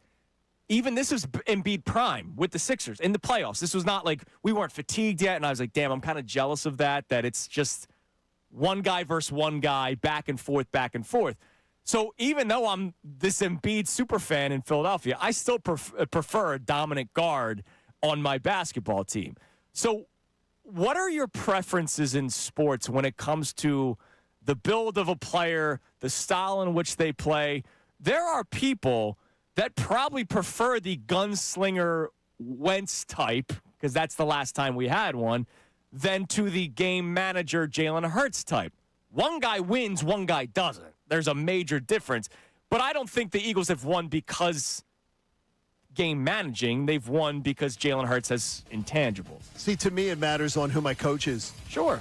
Is what does my coach bring to the table? And if my coach brings to the table, like if it fits their mentality, that's the guy I want. By the way, you can have coaching preferences. There's people that complain that Nick Sirianni doesn't run the offense. Hey, I'm raising my hand. No, but that's the quarterback I want. Like if you give me Jim Harbaugh, I want the quarterback that slings it. Sure. If you give me a quarterback, if you give me an offense that's a little more multi-dimensional, like a Liam Cohen, I might want. If I'm Liam Cohen, I want the guy who slings it like Trevor Lawrence. Right. Yeah. So coming up next, let's get some answers on this. Your preferences in sports. Safe Space Thursday. You can love somebody else and love a different style of play, even though they may not win the way that we've seen it here. It's crazy. They may not. But it's a Safe Space Thursday. So text them in 610-632-0975. We'll get more reaction to everything going on today. We've got to check the poll today. Brought to us by Doc Driving Out of Pell and the team at Iron Mountain Men's Health. And it's also today's headlines with Connor Thomas next here on 97.5 The Fanatic. Got something to say?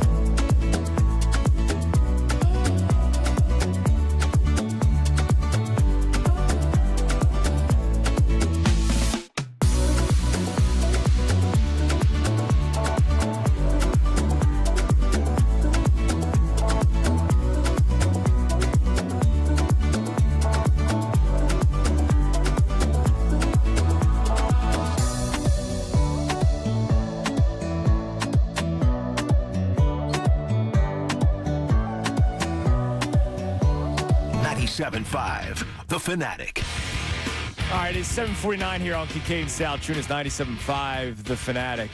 Hit me with one text there, Connor, before we get to today's headlines. Got a bunch of stuff on the table. There is a chance that the Phillies might push in all in because there's a lockout coming up, and 23 or 40 teams, 30 teams are within 4 games of a playoff spot right now. And if that's the case, the cupboard's pretty bare. Like, are you going all in?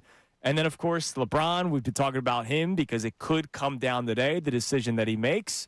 What do we got on the text line? 610-632-0975. Yeah, so we have someone checking in on the preference conversation we were just having. And this texter says, I love Jalen Hurts almost as much as John Kincade loves Jalen Hurts. But if Cincinnati called me and said, we'll take Jalen Hurts in a first round and second round or whatever, you can have Joe Burrow, I'm all over it. I love the way that guy plays. Wait a minute.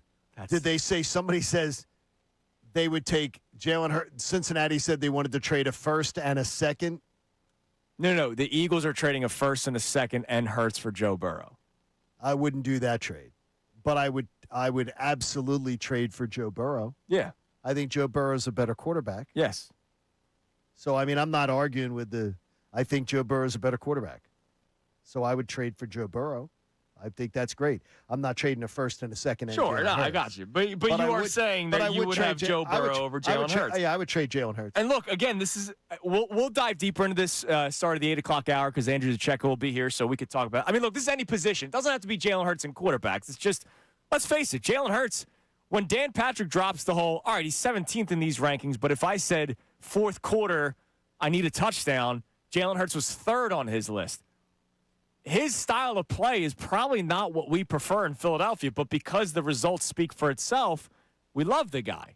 Correct. Preferences change. Preferences change for pitching. Preferences change for everything. Sometimes it's not just about the results for people. All right, it's time now for today's headlines with Connor Thomas. Today's headlines with the Connor Thomas. And it's brought to us by Lundy Law. For over 70 years, Lundy Law has been fighting for injured people. If you need them, remember the name Lundy Law, your injury lawyers. Visit LundyLaw.com. That's LundyLaw.com. We're going to start out with a call of the big win yesterday over England. It is not coming home in the World Cup this year, 2026. Argentina comes back from down 1-0 to beat England 2-1. And this call of the final goal there, pretty special when it comes to the Spanish broadcast.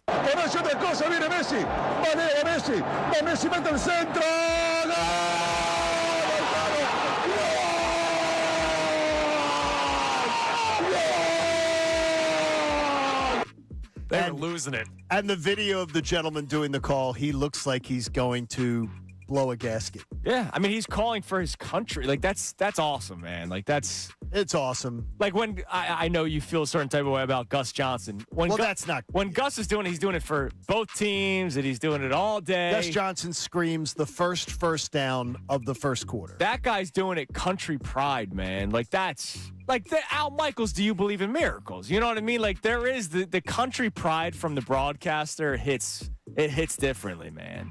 Also, like, the Messi Argentina team is just unstoppable. I don't know how they're doing it. They keep being not favored. They keep winning. Messi's the greatest player ever.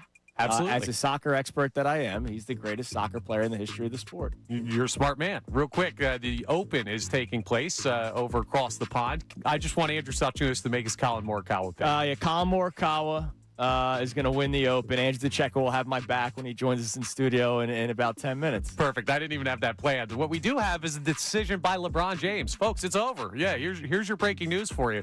Because a Warriors fan saw Steve Kerr entering the facility and was taking a video on his phone. He brought up LeBron to Steve Kerr. Here's what it sounded like. Hey, we need to get LeBron, man. We need LeBron. Oh, we got him. Oh, we got him. He followed up by saying, you could put this on Twitter.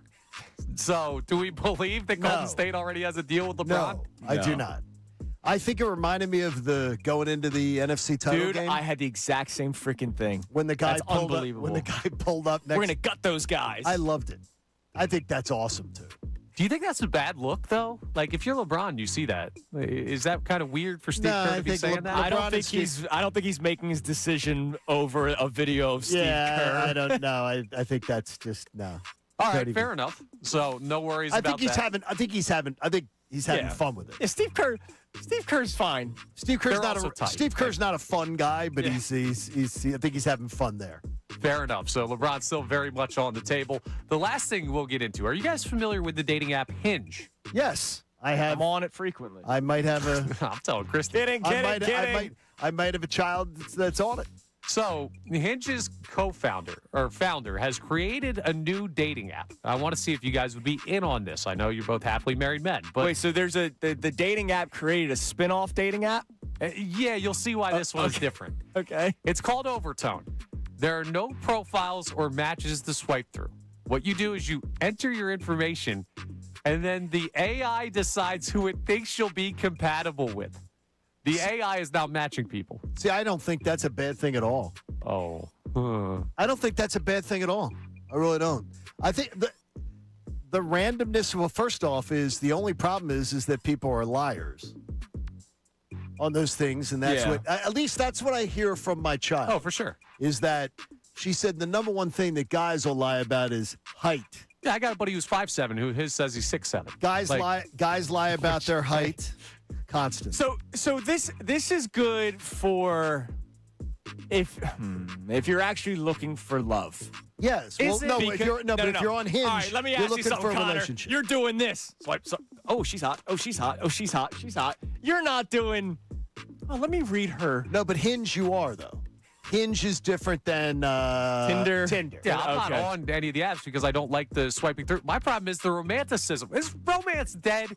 What's going to happen? No, because in 30 years, no, there's here's going what's to going be to some say. kid. If you put in I love reading books and another person puts in I love reading books, it might match the two people that love reading books instead of I like blondes. I get it. My problem is in 30 years, there's going to be some kid, some 10-year-old kid who asks, hey, Mom and Dad, how'd you meet? And those parents are going to have to say, a computer matched us. They're going to say we met online and we went on a date and then became a couple. Nah. They're not getting the AI is not marrying them. It's why late teens, 20s, and even early 30s are having less sex. It's those stupid phones. It's the phones. It's because people can't communicate. People have no swag to be able to talk to each other. Some have more because of it. But I understand what you're saying. I don't like the computer matching people romantically thing. AI, there's no romance in AI. Yeah, look, I'm all about speaking to the person. Connor, you don't need a phone to meet works for somebody. me. No. Here I am today. Here you are today, speaking to the person that we married. Like You don't need a phone to meet somebody. Connor does. No, and I don't need a computer either. I don't need you to tell me who I like. But I do think that the problem is when people are lying on their profiles and stuff like that, then the AI is working off of lies. So garbage in, garbage out, the old idea if you of were analysis. to lie on a dating profile, what would be your lie? What I was looking for, probably. If I was thinking it's a dating profile, what I was looking for would probably be, if you're asking me, I can't imagine that if that Long had walks existed, on a beach. If that had existed, I would have been thinking what to say Right. to attract. Yeah, lying about height is stupid because once you meet the seriously. person, it's Yeah. Like, why? Like, I don't understand that. I would lie about my interests. yeah. That's what I mean. I like things Okay. you like. Well, you Yeah. can't do that because then you don't know what the girl's interested in. Oh, I have a good idea of what girls Dude, are. I pretend to I'm a talk big fan about of Love soccer Island. every single day on this show. You talk about soccer, you could, but then you never know who you're attracting. And coming up next, as a real football man, I'm excited to talk. You are. Excited to talk to another football man. Andrew DeCecco will be in studio for the rest of the show. Preferences versus results we'll get into. And also this LeBron James topic. Would you be angry at him if he didn't sign at this point with the Sixers? It's Kincade Salciunas, 97.5 The Fanatic. Now on 97.5 The Fanatic Sports Update. Major League Baseball is back. I'm Connor Thomas, and this update is brought to you by Rosenbaum Injury Law. If you've been injured, don't settle for less because winning means everything. Call Rosenbaum & Associates today for a free consultation. Baseball's back to the grind. The All-Star break is over, and the Phillies start a series with the Mets at the bank tonight. First pitch of Game 1 is this evening at 7 p.m. You can watch that game on ESPN. Aaron Nola faces Christian Scott in the pitching matchup. Jason Stark, Hall of Fame baseball writer of The Athletic, joined Unfiltered yesterday, and he talked about a problem that baseball might need to fix after this week's All-Star festivities. It's just too hard for even the best hitters to hit these dudes throwing this velocity with this much information. I feel like this is the last thing on the field that baseball has to fix. Well, the Phillies have some things to fix. That's why it's good that the MLB trade deadline is just a little over 2 weeks away. We'll have all your updates on potential trade targets for the Phils as that develops. The Flyers signed Trevor Zegras yesterday to a 4-year contract extension worth an average annual value of just over $9 million, locking down their second highest point contributor from last season. The Sixers lost to the Magic 99-92 in their latest summer league matchup yesterday. And the Eagles are under 2 weeks from training camp as football's getting ready to ramp up. That's why Andrew DeCecco will join us from the 8 o'clock hour to the end of the show. Tim Kelly of Von Pattison joins us at 8:30. This update's also brought to you by Aleve. Whatever the forecast, aches and pains can cloud up a perfect day with just one pill. Aleve provides up to 12 hours of pain relief, so you're ready for sunny skies ahead. Use as directed. I'm Connor Thomas on the home of the Sixers, Flyers, and Union. 97.5 The Fanatic and the Fanatic app.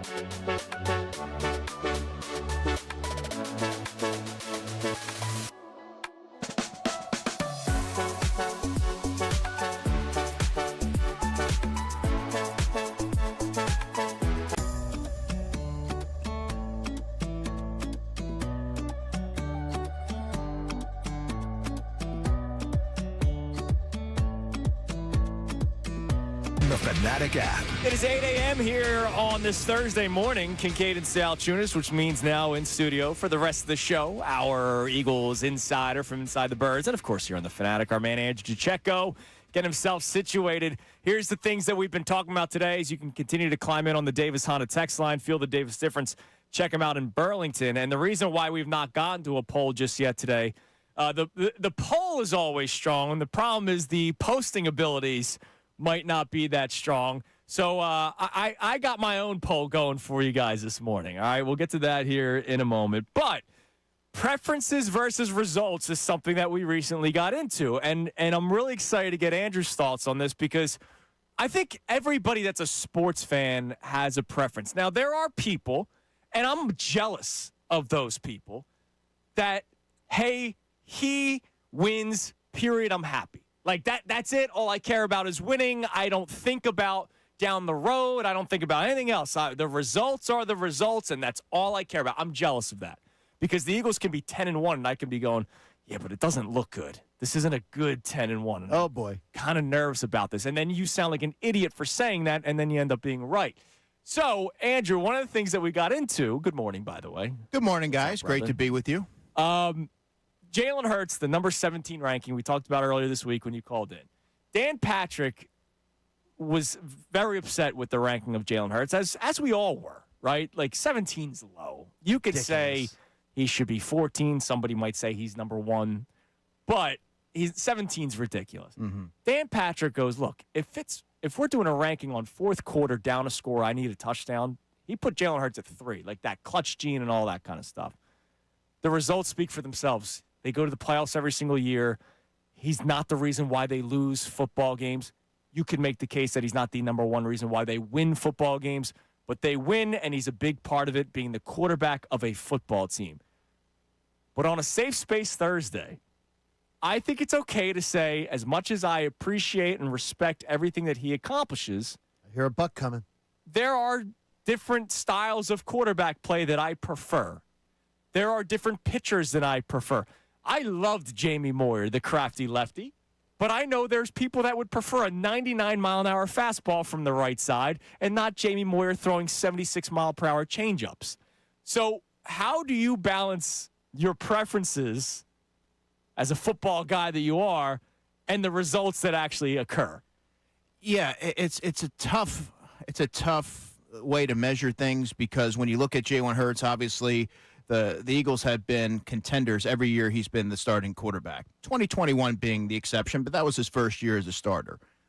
The offense, the style of play has been very successful, and it is until it isn't. But in 2022, he was in the running for league MVP. We all know that.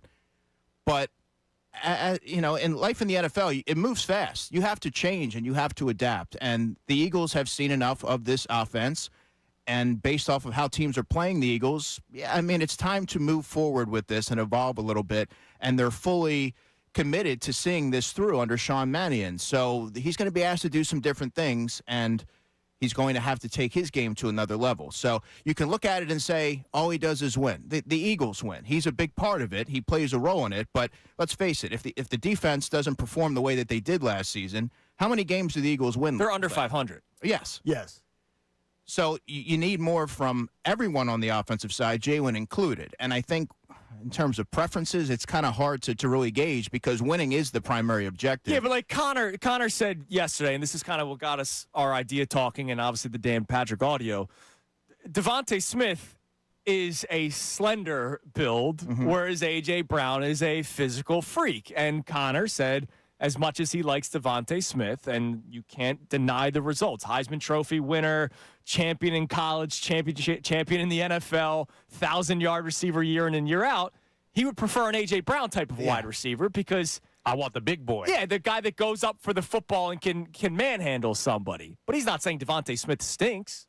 Right. I mean, my favorite quarterback in the NFL, based on play style, pedigree, all that, is Matthew Stafford. Yeah.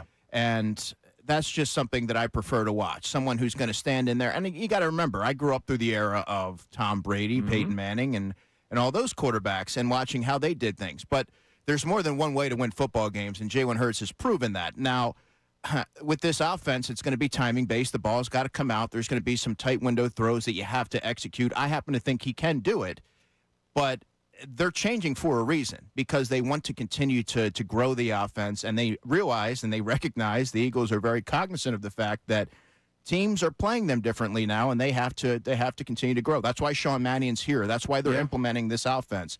It's not for the sake of change. It's because they know the talent that they have, and they're trying to maximize that. So the Eagles are telling you that they need more. How much of it is the talent that they have, and how much of it is do you believe is that they don't think that it's a sustainable way with the way that their offensive line is injuring and aging out? Yeah, I think a lot of it has to do with the latter point there, John. With the offensive line being injured, they're getting older. I mean, they're always going to be run first. That's just my belief. They believe in the trenches and all that. It's going to start up front with the run game with Saquon Barkley, and then they're going to be able to do things off of that. But I think to your point, it's really the latter. Because they just know they're not going to be able to be that monstrous, run it down people's throats, beat the crap out of people at the line of scrimmage. That's just not what it's going to be. Right, but I also believe that this new run designs that they're doing, the outside zone and things like that, is going to preserve some of these guys a little bit because they're being asked to do things that I think will cater to their skill set, lessen the wear and tear in terms of angles and things they'll be able to do moving laterally.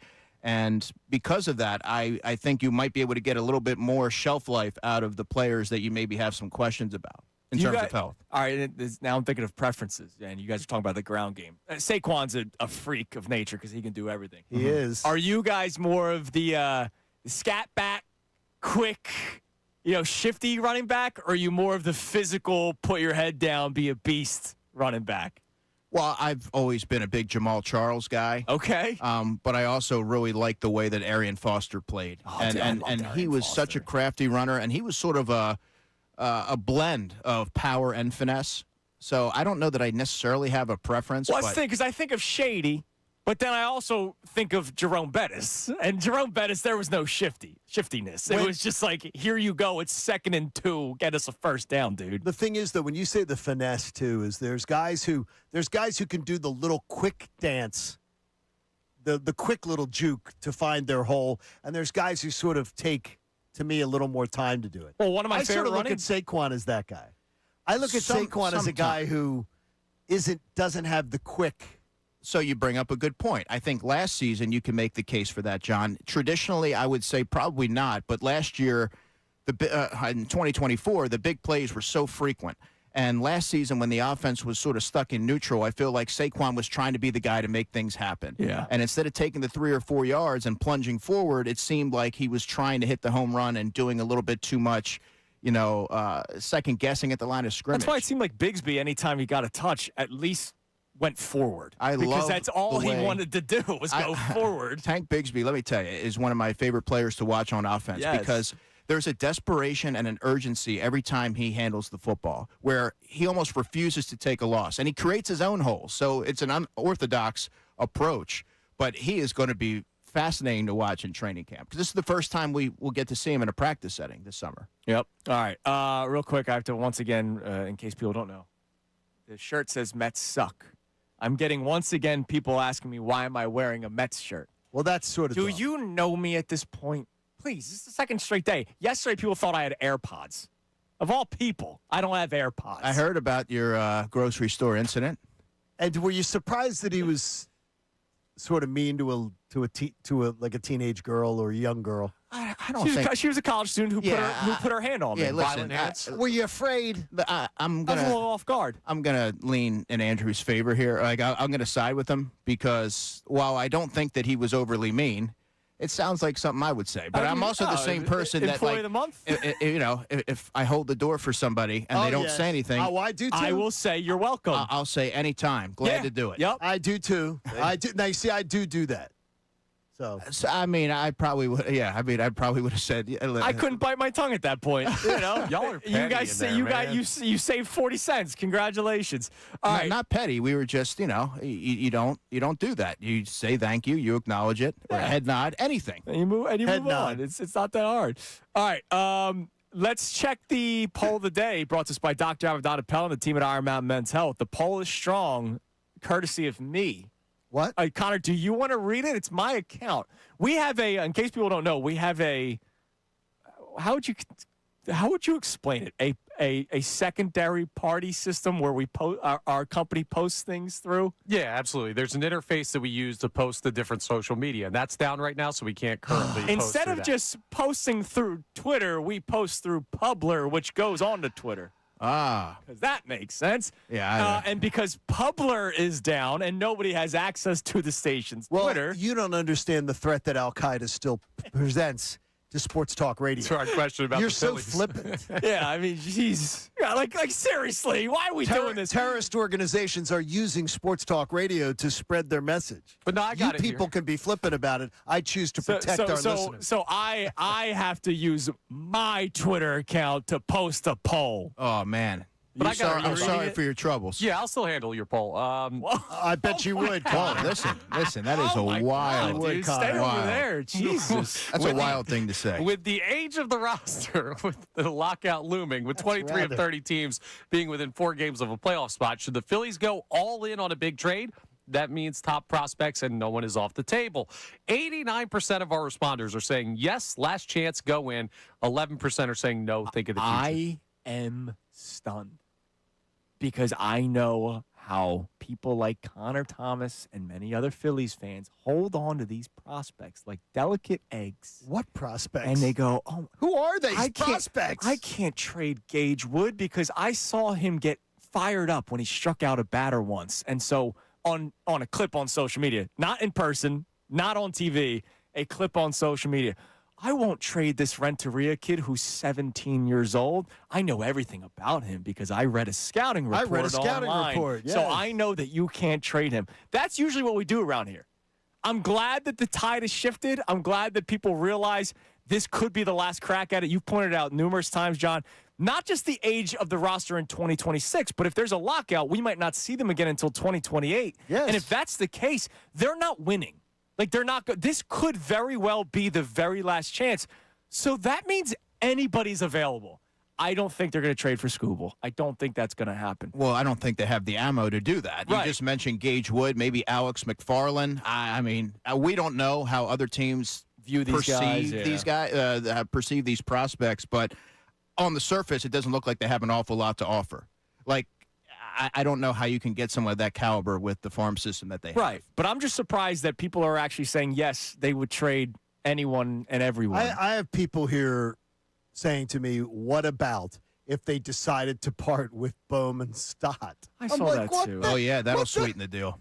Like, Yeah. what do you think this is? I can't get it. Yeah. I can't. Meanwhile, people didn't want to trade Stott years ago for Shohei Ohtani. Yeah, the only major league guy that you would move off of would be like a Gabriel Rincones because he's technically still kind of a prospect. Yeah, he's actually dropped in the rankings. Exactly. After the draft, he went down a peg or two. But like they're not moving Bohm, they're not moving Stott. Stop it. Because nobody wants. It's nobody's calling for them. No. Like, who's calling for Bohm? right. Stott? And who then do you replace them with in the starting lineup? Yeah, Exactly. Yeah. So look, I bet you could move Bohm for a bullpen arm. I really do. yeah, you probably could. could move him for a bullpen arm. rental for rental. But who do pretty you much. have? But who are you going to play? Who you playing at But third? by the way, Hey, that Miller's team in a wheelchair. By the way, And by that the way- team needs to be in a playoff contention because Bohm's a rental, and would Well, they it's- trade a reliever if they're in playoff contention? Well, it's Probably good. not. It's good that the Phillies then went and used their first pick in the draft for a guy with more problems like that. Yeah, I don't You know know, anything about him though. Well, you know that about him. You know that he's already has bad problems with that. Yeah, he's a high upside guy, Johnny. Upside, yes, that's high, great. High upside. You Don't know worry. that. Like, I mean, I've never seen the guy play, so I've only Yeah, seen what I've seen on nobody YouTube. has. Don't worry. But There's a it's guy. great, There's though. a guy in the city that pretends like he knows everything about him. But his health is going to be fine. Yeah. All right, what do we got on Trust this? it. What do we got on the Davis Honda text line? Feel the Davis difference. Check him out in Burlington. Yeah, so we have a lot of people still checking in on the LeBron James conversation and making sure that they're getting their voices heard. Dave from Philly says, as far as LeBron goes, I will say, like I do about players that don't want to play for Chelsea or ask for a trade or something, no one is bigger than the team. If he doesn't want to be here, then don't go somewhere else and say that you're chasing a championship. Yeah, so, Andrew, I said earlier today that I've now reached a point where I will be angry if he does not sign with the Sixers. Well, yeah, it's a little bit of a curious opinion, but Unless he says, I'm doing this specifically for returning home, or it's been a dream of mine to play with Steph, and that's why I'm going to Golden State. But I know what he will say. He's going to say, I came here to destination X, Y, or Z to try to win a championship. And I will stand by my business that the Philadelphia 76ers are the best destination for him to try to win a championship. That I stand by that. no. It's not hometown bias. It's basketball fan Andrew Salciunas believes that the Sixers are the best place for him to win a championship. And if he signs elsewhere and does the I'm trying to win a championship, I think he's lying. And I will be angry about that. I don't You like think liars. he's lying. Well, I hear- I would know he's lying. Well, if he goes to Golden State, yes. Not if he goes to Cleveland. yeah, Cleveland's not that far-fetched at all, but Miami would be. Miami would. I mean, that's a tough sell if you're saying you're trying to win a championship Yep. there. yeah. But give him the benefit of the doubt of authenticity. He's earned the right to make his decision on a number of different factors. Yeah, I mean, I love LeBron. Yes. Right.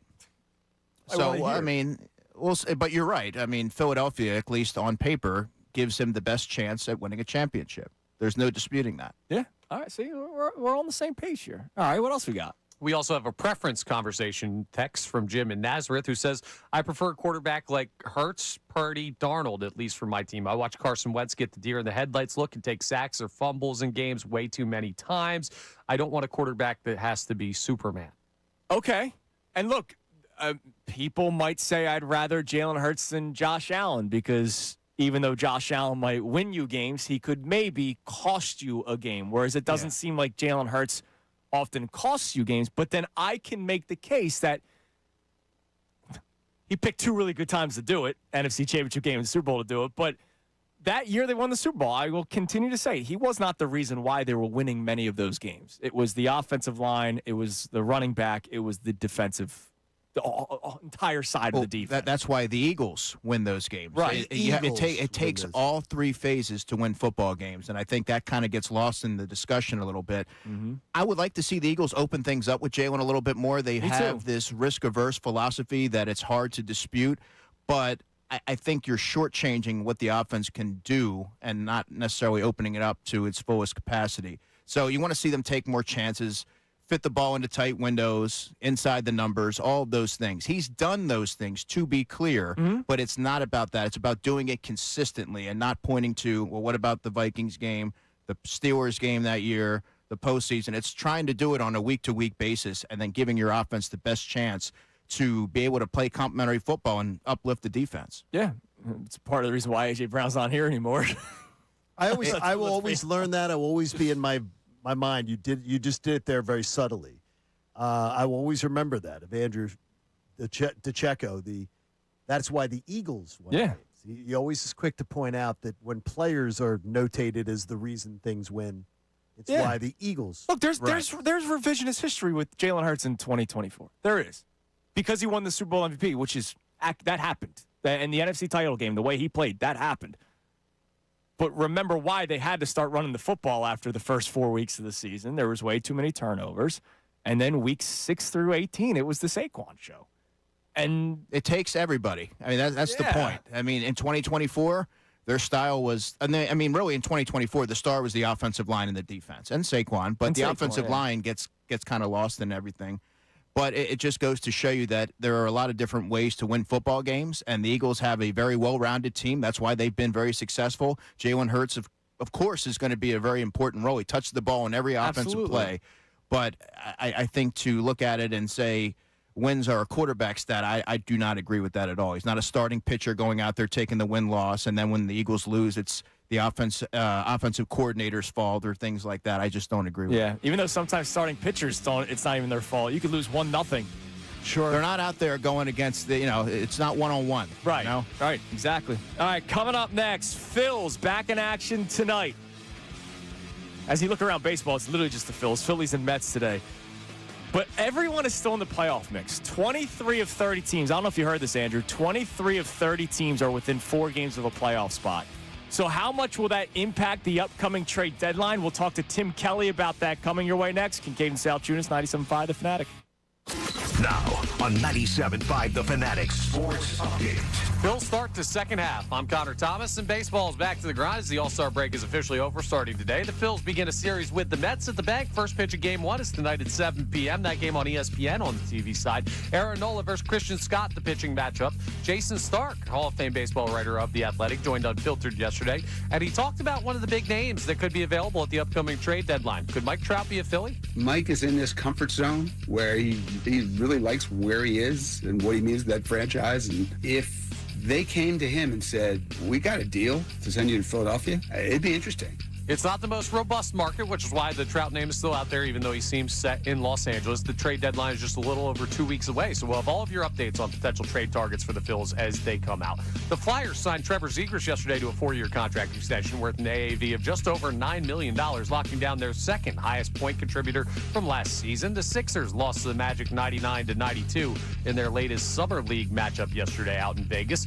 And the Eagles are under 2 weeks from training camp as football's getting ready to ramp up. I know that's music to Andrew DeCecco's ears. He's in studio with us for the rest of the show. Coming up next, Tim Kelly, Vaughn Pattison will join us to preview the Phil's second half and talk about the trade deadline right around the corner. I'm Connor Thomas on the home of the Sixers, Flyers, and Union. 97.5 The Fanatic and the Fanatic app. You tell it like it.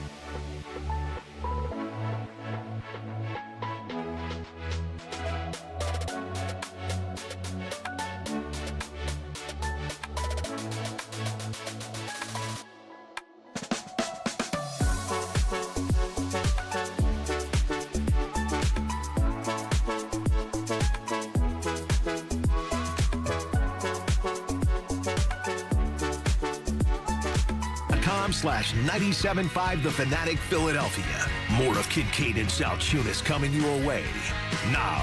All right, it is 8:30 here on Kincade and Salciunas, 97.5 The Fanatic. Andrew DeCecco in studio with us today, as he is every single Thursday.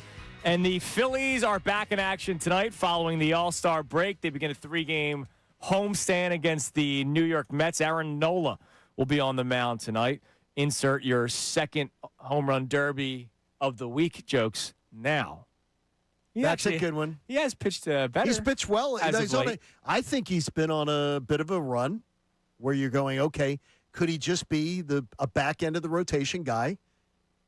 And I'm believing that he can be. Yeah, he's had one real clunker over like his last 5 starts. And, dude, at this point, if I can take 4 out of 5 decent outings, there's only been one quality start. They've all been 5 innings. But at this point, at this stage of Aaron Nola's career, I'm taking what I'm getting right now. The only problem is the next 4 innings, your bullpen hasn't been consistent enough to keep it going. But joining us now here on Kincade and Salciunas, does a great job covering the Phillies for On Patterson. And the footage that he posted on his Twitter account throughout all the All-Star Game festivities were fantastic. Tim, good morning, man. How you doing? I'm good. It's good to talk to you guys. It's good to have you on as we are about to start the unofficial second half of the Major League season. And I read an article on Fox Sports this morning, Tim, that like every once in a while you kind of have a feel for something, but then when you read it, you're like, oh my God, I didn't realize like just how much this is. Do you know that 23 of 30 teams in Major League Baseball are within 4 games of a playoff spot right now? On July 16th, 23 of 30 teams are within 4 games, which makes us immediately think, who's actually going to be selling at the deadline? Is there a chance, Tim, that the team that we see right now is pretty much going to be the team that we see come the first week of August? I think they're going to make changes. I don't think it's going to be the exact same team, but I would say, like, is there going to be a Joan Duran type move this year? I don't know if that's going to be the case. Because, as you mentioned, there's plenty of teams that are kind of on the fringes right now. Do they sell or do they buy? And I think teams like the Tigers and Red Sox that seemed like for sure sellers a few weeks ago maybe aren't now, but also because the Phillies have some limitations in terms of prospects that they can move. So I do think maybe across the sport it's a little, depending on how these next few weeks go, a little less exciting than maybe people hoped for. This team, the excitement that everybody's looking for, is the first half. I don't know how many times I've read it by people, and it's not by you, that are saying Phillies fans should be really excited. They're like, this is great. They're just 2 games out. This team's right there in the mix. I'm looking at it as this division really is very unimpressive to me, and I'm not really that excited about being you're just 2 games out. I know it's a ticket to the party if you win the division and everything, but right now, the NL East looks to me like a bunch of flawed teams. I think it's flawed teams, but there's more teams competing than I would have expected before the season. Now, it's not the teams I would have predicted. I wouldn't have predicted that the Mets were a non-factor, basically. But, the Braves have struggled going into the break. They looked like the best team in baseball for the first 2 months, not as much recently. And then But then you have the Nationals and the Marlins, who have both been much better than I think most people anticipated. So it's a division where you have teams that are going to finish above 500. I don't know if you have one team that's going to win 97 games, though, either. Hey, Tim, which Phillies storyline are you most interested to follow coming out of the break? That's a good one. Probably, I would say how the bullpen ultimately shakes out in terms of getting the ball from the starter to Joan Duran. You have arguably the best closer in baseball. You have some shortcomings in the back end of your rotation, but that top 3 you feel excellent about.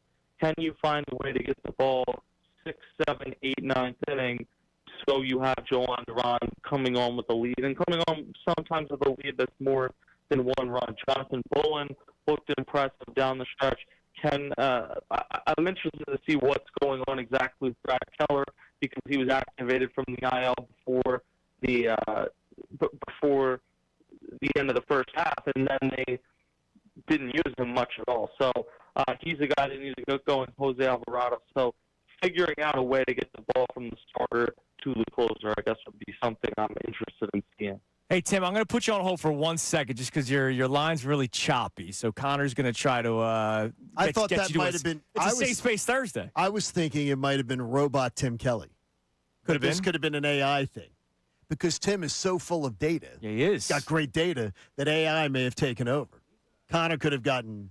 He's a fantastic follow. If you're not following him on X, you should be. I think he's one of the best follows for Phillies. Well, for Phillies baseball, he just does a fantastic job. Yeah, I mean, he's doing a great job. He doesn't, as a follow, Tim doesn't waste my time. Can I put it that way? I don't have to filter through a bunch of crap. Like, I know exactly what you mean. You know what I mean? There's some follows that you have to filter through a bunch of. Yeah, he covers the Phillies, so he tweets about the Phillies. I know where I'm at. Yeah, right, exactly. I'm getting what I'm going for. With Tim Kelly, I'm shopping I'm going to the Italian restaurant and I'm getting a great lasagna.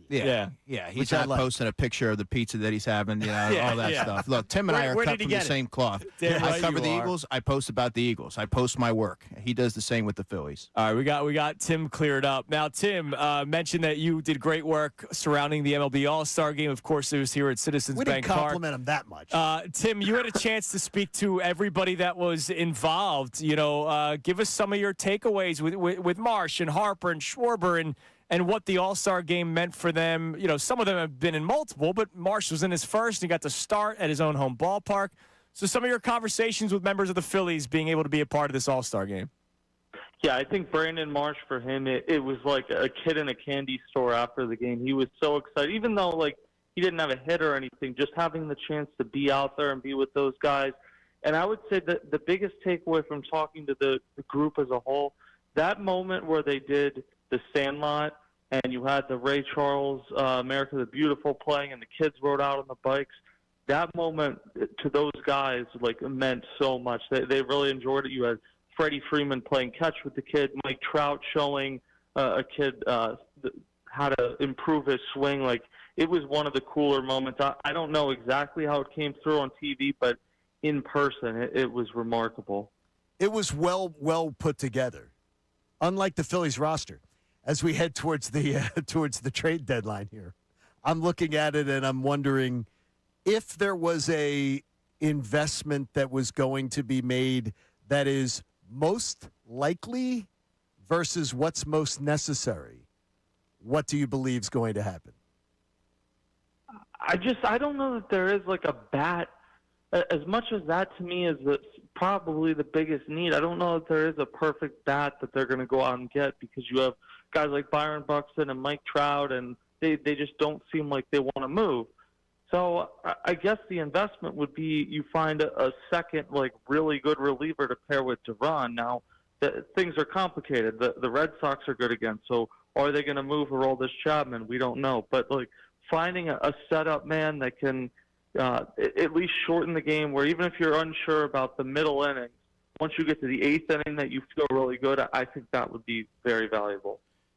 Tim, it was a rough first inning for Christopher Sanchez in the All-Star game, and he's had a couple of clunkers of late. Any concern over potential fatigue, or are you not there yet? I think a little bit, but not. I mean, he's not starting in this Mets series. Now, that's partially because Dodgers are coming into town afterwards, but I think he'll benefit from a few extra days here. He did have that bad start in Kansas City, but then his last start in Detroit, he came back and he pitched really well. So I think one of the challenges as a pitcher in the major leagues is finding a way to catch your breath while the season's still going on, and he's definitely in one of those stretches where he needs to do that now, but I think he'll be fine. Tim, personally, I don't believe in untouchable prospects. I say screw the prospects, trade them every single chance I get. Are you of an understanding about whether or not some players are considered untouchable? Because I know if Gage Wood goes out the door, there will be people that never watched him pitch that will be upset. Are there untouchable prospects currently in this farm system? I don't know that there's untouchable prospects. I would be relatively surprised if they trade Gage Wood, but I don't know that anyone's untouchable. The problem is so many of your prospects now are Aiden Miller's hurt. Andrew Painter, who knows where that's going at this stage. Justin Crawford's at the major league level now. You don't have a ton of top-end prospects that are healthy and or performing at this point. So, yeah, I mean, Gage Wood is their, in terms of if you're looking at trade chips, their most intriguing piece right now.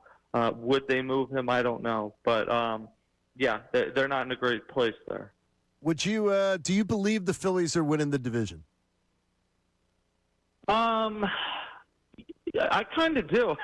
It's crazy because when the Phillies made the change from Rob Thompson to Don Mattingly, my thought was the best case scenario is they get one of these wild card spots, and now it's like, well, they're either going to win the division or get one of those top wild card spots. But the Braves they really didn't play well the last 6 weeks before the All-Star break, and the Phillies are close. So whatever happens, I think the Phillies are going to be in the playoffs, but I do think right now, as things stand, especially if they make an upgrade at the deadline, that they're going to have a real chance to win the division again.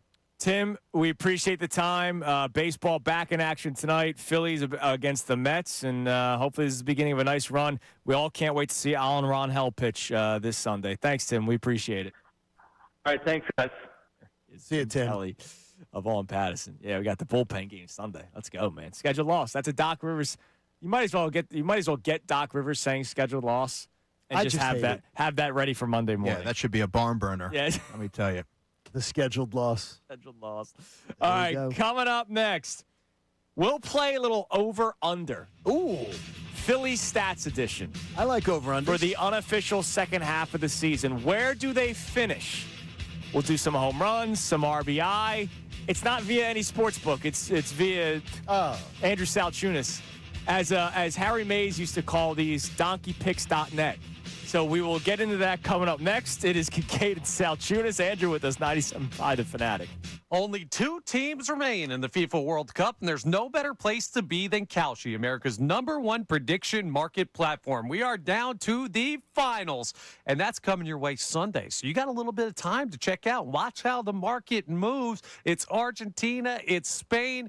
Who are you to say that Messi's not going to win another one, right? Well, if you're feeling that way, you can trade on Argentina. They have a 42% probability right now to beat Spain, meaning $100 trade is going to pay out $224 if they win. Pretty good return on the team that won it last time the tournament was held. On Kalshi, you're trading against peers in a live market, meaning there's no house. And as the probability changes, you can buy in and out of your position. For a limited time, download the Kalshi app. Make sure you use code FANATIC to get $10 when you trade 10. Kalshi. Kalshi. Trade the beautiful game. 18 plus only. Restrictions and eligibility requirements apply. Event contract trading involves risk and may not be suitable for all investors. Prices, values, and available markets may differ from those mentioned. For more information, see kalshi.com/regulate.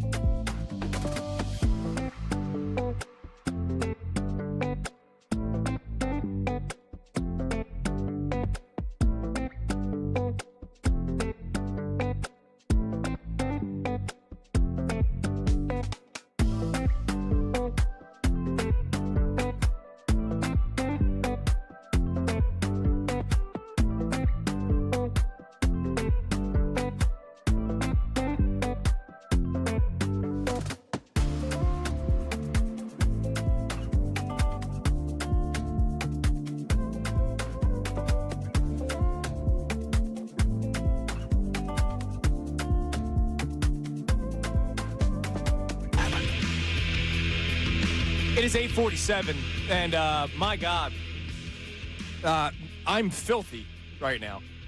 Connor, did you get to experience what is outside? No. Yeah, All right. we didn't see him out there. We probably should have went and grabbed him.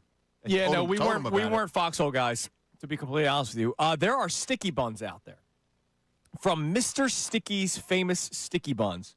And this wasn't something you think I'd be interested in? What am I going to do? Wait, why would I wipe disinfectant on my hands there, Austin? Because you're eating sticky buns. What is And then going you're on gonna- in there You right don't now? put disinfectant on your hands. Yes, you do. Have you never used? Have you ever used hand sanitizer? Yeah, to me, I always assume this is you put this on a surface, not on your hands. I don't know. You can use it on Wipe your your hands. hands with it. Sure. Anyways. What do you think it's gonna? What, are you gonna take your skin off? Broaden your horizons, man. Mr. Sticky's homemade sticky buns. What do we got here? Oh, we got some sanitizer. Thank you, Austin. From Lancaster. There's also a location in Williamsport. There's a couple of locations. Dude, that is like a Jersey Shore That is exceptional. Sunday morning.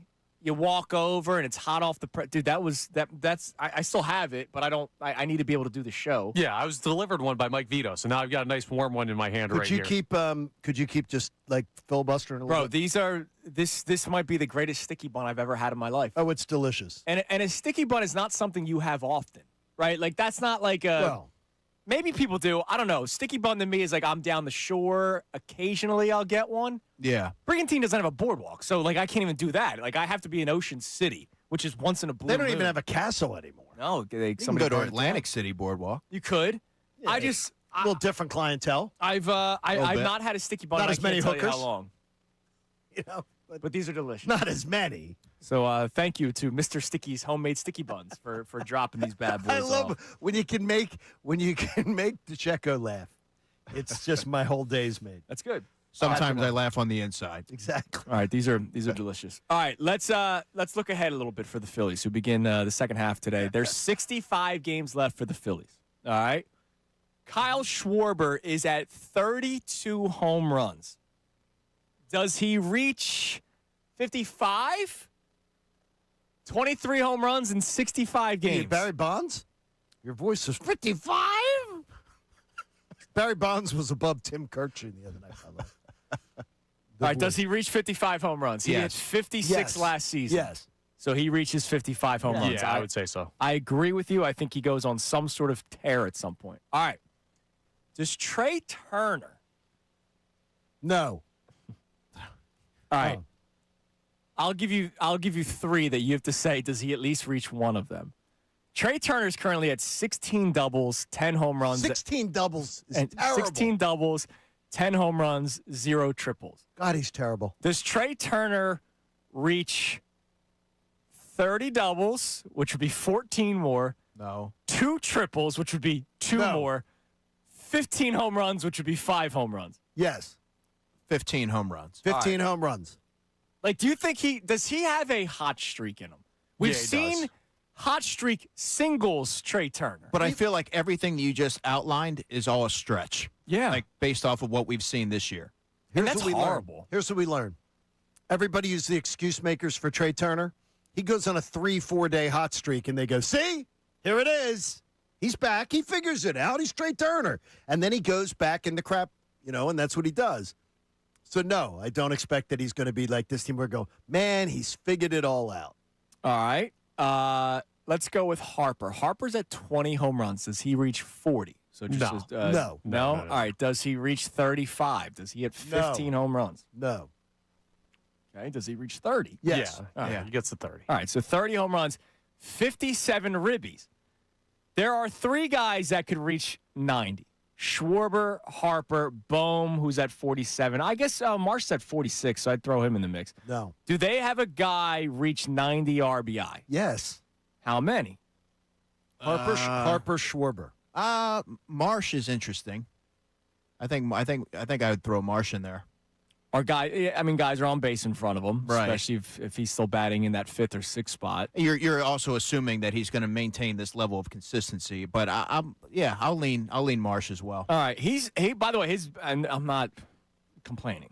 He's down to 301. His batting stinks. average. He stinks. Yeah, he blows. Do you think that there's any chance, and You think there's any chance that Brandon Marsh's second half is like Alec Boehm's second half of a few years ago, where he was an all-star, he was playing way above his head, and then his second half was a total drop-off, and he reverted to the norm? I have that concern. I have that concern. So I think a month ago, we talked about him potentially finishing around 280, 290. I think he's got a great chance to finish. If I was betting right now to hit 283, something like that, I think he's got a great chance to do that. He's so by the way, far. I don't think that's terrible. So far in the month of July, he's batting 179.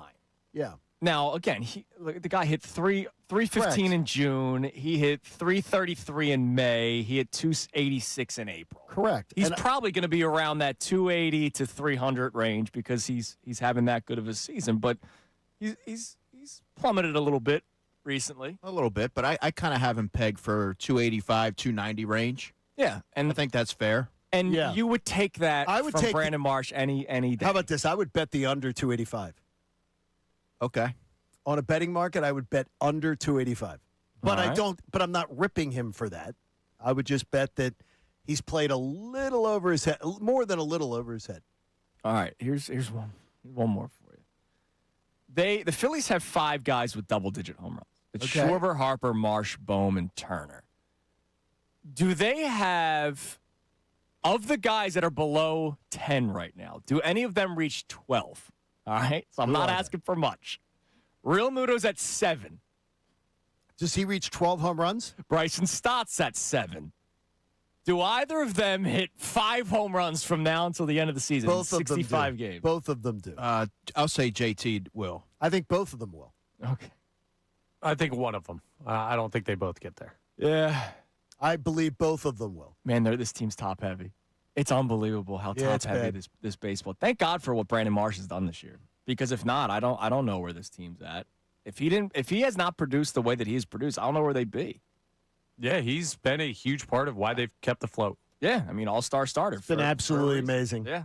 All right. And Connor, your faith in him, I think drove him to it. They cut away from that interview on Fox the other night a little early. He actually said that.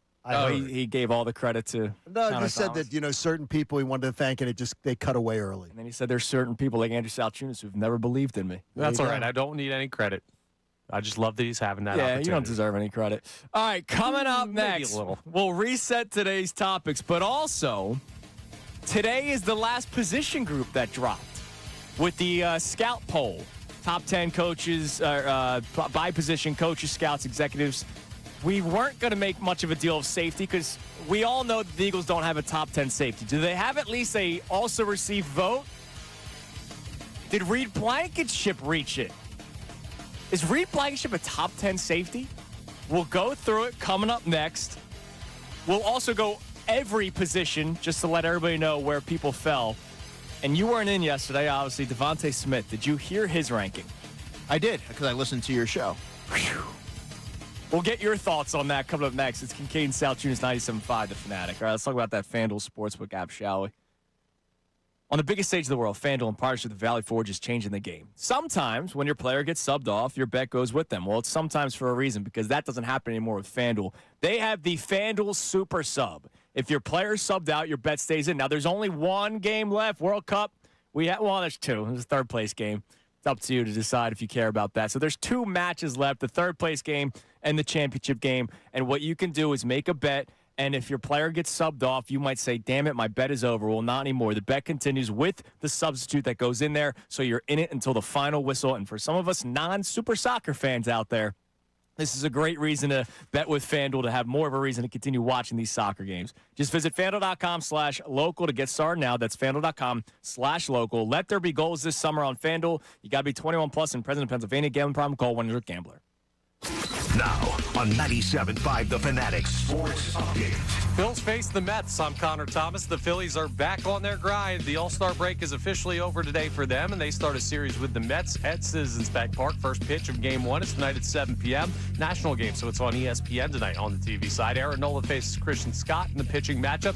Jason Stark, Hall of Fame baseball writer, joined Unfiltered yesterday and talked about a problem that popped up over the All-Star break that baseball might need to fix. It's just too hard for even the best hitters to hit these dudes. Throwing this velocity with this much information, I feel like this is the last thing on the field that baseball has to fix. Well, the Phillies have things they need to fix as well. The MLB trade deadline is just a little over 2 weeks away, so we'll have all your updates on potential targets for them to try and reshape the roster. The Flyers signed Trevor Zegras yesterday to a 4-year contract extension worth an average annual value of just over $9 million, locking down their second highest point contributor from last year. Contributor, I don't know why I said it like that. The Sixers lost to the Magic 99-92 in their latest Summer League matchup, and the Eagles are just under 2 weeks away from training camp. Andrew DeCecco will be in studio with us the rest of the show talking all about it. This update is brought to you by Staples. It's the most wonderful time of the year at Staples. They've got back-to-school supplies as low as 25 cents up to 40% off select tech and more at staples.com/back-to-school. Staples,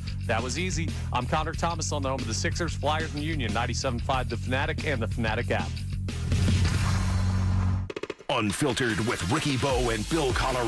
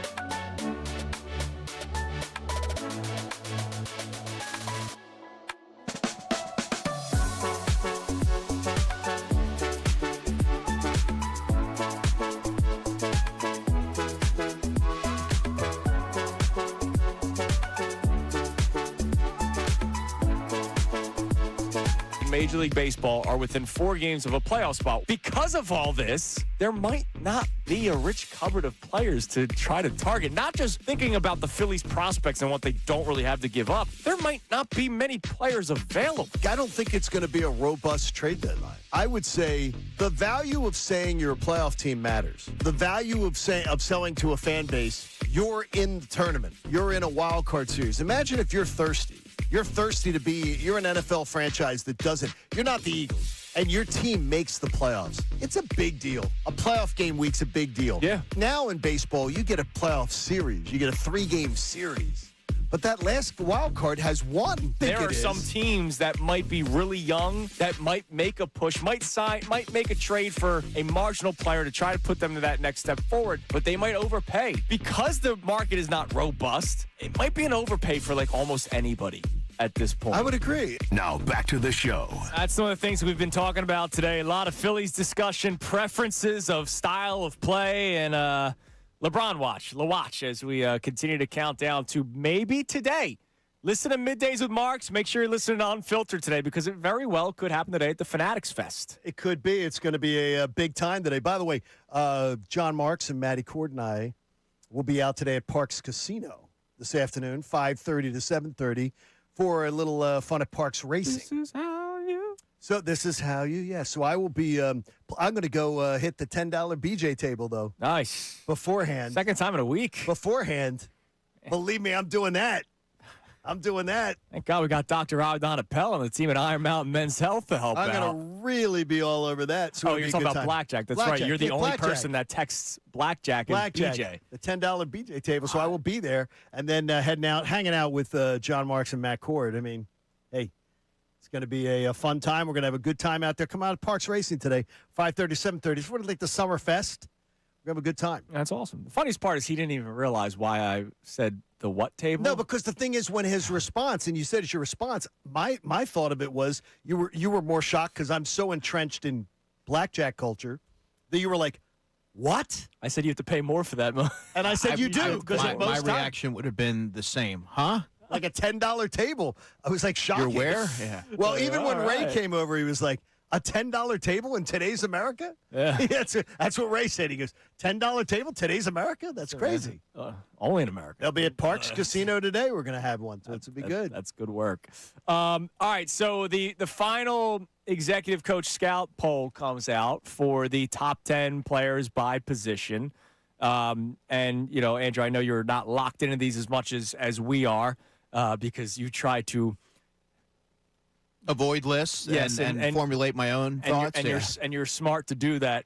But there have been a lot of Eagles mentioned over the course of these lists. But before we sort of tell you where everybody fell, in case you haven't been following along, today was the safety position. And I found something really interesting when reading this. So Drew Makuba is not a top 10 safety. Drew Makuba was not an honorable mention. Drew Makuba was not an also received votes. He started 10 games last year as a rookie, so there's not a lot of information out there. Not really surprised. Yeah, and Marcus Epps didn't fall into this category. So the Eagles do not have a top 10 honorable mention or an also received votes player.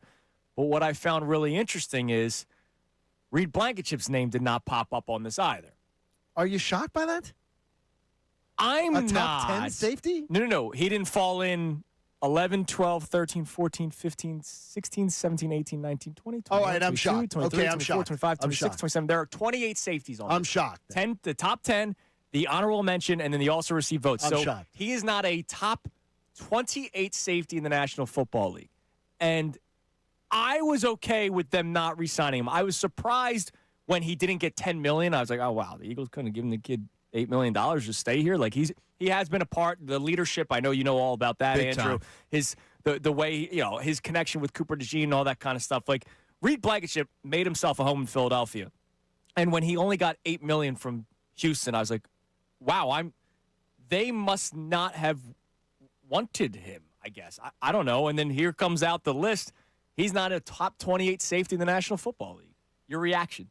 I strongly disagree with that assessment. He should be. And, he's not someone he's not going to fill out the stat sheet. He doesn't have otherworldly athleticism, and I understand that it's hard to quantify.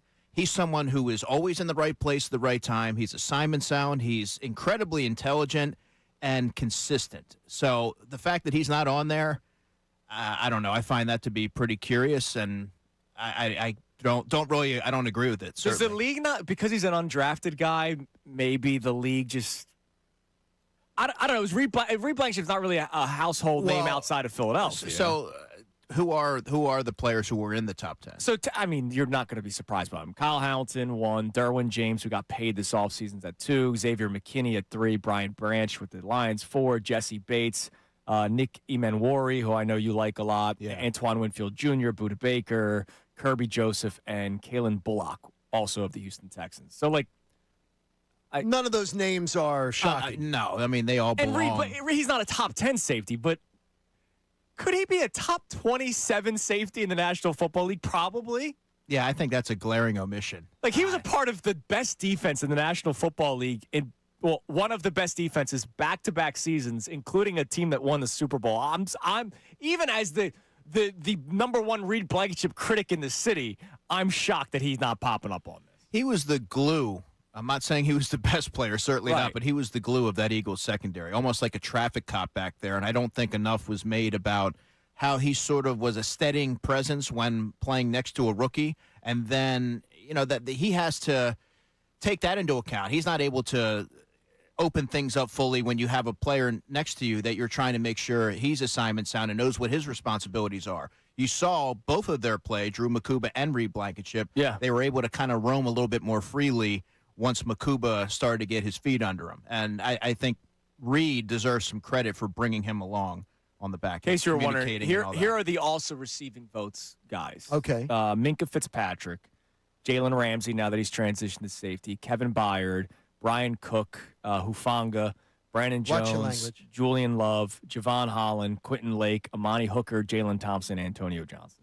Like, those are your also receiving votes. I don't know how replay. I'll tell you, Some of them, I don't even know their game. Jalen Thompson, I'm glad that they agree because I always viewed him as one of the more underrated safeties. He signs with the Dallas Cowboys in free agency.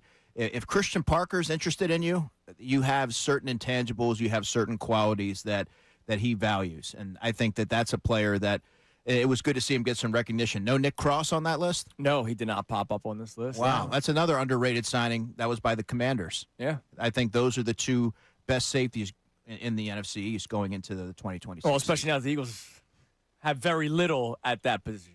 You hope that Drew Makuba's good. It's just I mean, I I know feel you pretty do, strongly that he will. But I hope that he stays healthy. That's been his biggest issue, throughout his career going back to college, too. So nobody at safety for the Eagles. No surprise. There's going to be I don't think anybody's going to be upset by that. Maybe that somebody should be mentioned. Maybe. I don't know. But we know that Saquon was 3. We know that Quinyon and Cooper were both top 10. We know that Jalen Carter was 3. Jordan Davis was 10. Tight end and wide receiver and quarterback were the ones that people had the most exception with. Dallas Goedert was 19th. I don't understand that. I don't know what more he has to do to get league-wide recognition. Yeah, you weren't in when we did that. What your thought? He was the 19th ranked tight end by people inside football. Like, what does that tell you? Well, his blocking regressed pretty significantly last season, but that's certainly not going to tell the story as to why he would be 19. Put him behind Freiermuth? Yeah, I mean, I think when you look at Dallas Goedert's body of work, and I don't necessarily fault him for it, yes, the availability has been something that has been troubling throughout his career. Not last season. He missed one game. But outside of last year where he had 11 touchdowns, I don't believe he's had more than 5 at any point in his career. So he hasn't really been a volume-based player. I think a lot of that is a byproduct of the offense that he's played in. Absolutely. I really have a hard time understanding why he doesn't get league-wide recognition. I mean, based off the season that he had last year, you would think that he would have some suitors in free agency that are going to, open up the checkbook and want to bring him in. And he really hasn't had a ton of suitors. I really don't understand why he's not viewed a little bit more prominently around the league. I know we talked about the Jalen one, and it's ridiculous that he's 17. It's not crazy to say he's not a top 10 quarterback. It's crazy to be 17, but we haven't gotten your thoughts yet on Devontae. So Devontae Smith, I just want to get the exact number. 22. 22. Because Devontae Smith was 22nd. I look at that and I just you can't attempt to make sense out of that. He's been a number 1 receiver before in 2021 without surrounding talent. He played opposite, I should say, without being opposite high-end talent. He played opposite Quez Watkins, Greg Ward, Jalen Reagor, and he still had just shy of 1,000 yards. So he checks off a lot of boxes. This is someone who's made notable strides in his game each and every season. So you like the progression. He sort of defied logic where you see his body type and you wonder how he's able to withstand some of those big-time hits. There's not many more things that Devontae should have to do to convince folks out there that he's a top receiver. Now, is he a top 10 receiver? No. I'm not going to sit here and tell you that. Me neither. Is he a top 15 receiver? I believe he is. I've always viewed the Eagles of having two number 1 wide receivers. Different skill set, different body types, but I think he's going to I think he's going to approach this season and surprise some of those who are snubbing him a little bit. Okay, not trying to argue with you, but if you say the Eagles, if you've always looked at it as that they've had 2 number 1 receivers. Yeah. Is A.J. Brown the same caliber as – so are they on the same plane? 1A and 1B. I mean, A.J., I imagine, is in the top 10, and he should he should be in the top 10. So shouldn't then, by that matter, shouldn't Devontae 2 top receivers? Well, I mean, there's other teams. I mean, there's always so many players you can fit in there. I think Devontae is a 1B, and I mean, a top 15 shouldn't be looked at as something that's out of left field. I mean, he's proven a lot in his career, and you look at his receiving total last season, where that would rank him and things like that. He's a 3-level threat, has the chemistry with Jalen Hurts. He's tough as nails. He shows up every Sunday. I don't know what more he needs to do to convince anyone. I think of the 3, the Dallas Goedert at 19, Jalen at 17, Devontae at 22. The Devontae one will be the one that makes the league look most foolish. At the end of this season, if he finishes with 1,300 to 1,500 yards because he's now the guy. Next year, he'll be in a top 10. Like, it'll be probably the biggest change from one ranking to the next. I will tell you the Jalen one will. I agree with you. Which one? Me or with Jalen? The Jalen one will. 17 to what? By the time the end of the year comes, Jalen Hurts, it will be talked about that Jalen Hurts being 17 was stupid. I don't because think the Philadelphia Eagles are going to be in the NFC Championship game minimum. Yeah, but what if it's sort of like it was 2 years ago? Like, he might go from 17 to 12. The Eagles are going to win like 12 games again, and Jalen Hurts is going to be in the running as one of the better quarterbacks. He's going to be like a Pro Bowl quarterback. And people are going to be like, yeah, but he doesn't do enough. He doesn't do this. Now, all he does is just continually get his team to the playoffs and win, and 17 is going to look stupid again. I got to be honest with you. Once the season gets rolling, these lists are really irrelevant. Oh, yeah, they don't matter, no one pays attention to We'll it. remember them, though. Yeah, you guys are going to remember it, but I can promise you that it's not going to be something like, this is the 22 ranked receiver, according to executives, that's doing this. When you get into December, it becomes an afterthought. No one's going to I'm setting the stage for 1 year from today already. You know, like I'm on the show sheet. On question mark in Salciunas next year. The show sheet for July of 2027 is set. This was the biggest jump for this player in these rankings. You're gonna say I believe it's going to be Devontae. It can't possibly be Devontae without it being Jalen. Correct. If Jalen doesn't jump, Devontae doesn't jump. Correct. Jalen Hurts the problem. 610-632-0997. That's what our man 215 Jay Phillies said the other day. The reason why Devontae's 22 is because of Jalen Hurts. I did a public service announcement for Philly Bowl 215. He says, can I ask more about the $10 BJ table? Yeah, well, I mean, he's asking for a friend. And he tagged us all in his tweet. And I said, yeah, it's very difficult to get a seat at the table. Guys tend to sit there and never want to leave. Guys wait around for a seat to open up. Yeah. So, that's the way it works. All right. Try to help him. All right, so here's Lou Riddick yesterday on ESPN talking about Devontae Smith. They were obviously reacting to the rankings, but one of the questions that was asked of Lou Riddick, hey, is he going to be able to replace A.J. Brown? And this was his answer. You think about this logically, and you think, look, the number of targets and number of opportunities, you think that it's just going to automatically spike. Well, when you look at his production going back to 22, when A.J. Brown was there, and when A.J. Brown wasn't on the football field, look, Devontae, if you project that out over 17 games, you're looking at over 100 targets, about 105, 106 receptions, about 1,300 yards. That's what I would expect from him this year. I would expect him to go over 100 catches. He'd be a 1,300, 1,350 guy, pushing double-digit in touchdowns, because that's the skill set. That's what the numbers say, objectively. And when you watch him and you watch his career going back to Alabama, he's been a guy who has always thrived in the spotlight. He can thrive at any area of the football field, outside lane, inside lane. He's tough after the catch. He's tough in contested ball situations. I don't think anybody there will be surprised when he does have that breakout type of season. I wouldn't be. I know you wouldn't be. I know you think. But over 100 catches, I have a question. I have a question about that. Do you think it's going to be spread around a lot I think it'll be spread around, but it's also, until we learn otherwise, it's still a low-volume passing attack. Can that support someone who's going to go over 100? You also have Dallas Goedert. You have Dontavian Wicks. Mekhi Lemon, I think, is going to be a volume-based slot receiver. There's only one should football. Get more catches in this offense. Well, in theory. In theory? I think that should be the case based off of, but, we go back to last training camp, the one before that, the one before that. The running backs have been heavily involved as receivers, but it doesn't always correlate into regular season production. The Eagles, for whatever reason, haven't tapped into that element of the offense. Is it because will that be of different the this year? Coordinator? I think it has to do with the preference of the quarterback. Because Green Bay likes it too, though. That Green Bay offense likes it. And that's why I think this year that might be something that gets ushered in. But until I see otherwise, I have a hard time believing it. I need to see it first. But they have players to support that. Saquon Barkley, while he may not be the most adept or natural pass catcher, he can do it. You've seen him win on wheel routes. Will Shipley's their most natural pass receiving running back. Tank Bigsby, I mean, that's not necessarily his forte, but you saw him catch a pass and do some nifty work after the catch in that season finale where he sort of ducked the defender and was able to churn out some yards. He doesn't go down easily either. Yeah. By the way, Devontae, the rookie year where he was the number one wide receiver, 64 receptions, so a little shy of 100. Can you guys name the next four? receiving leaders of the 2021 Eagles. Greg Ward. No, Greg. No, In terms of receptions. Zach Ertz. No. What? Remember, he got traded. Traded him. Quez Oh, Watkins. yeah, traded after the Tampa Bay Quez game. Watkins was third with 43. So Devontae won 64. Quez third with 43. There's a guy with 56, and then there's two with 33.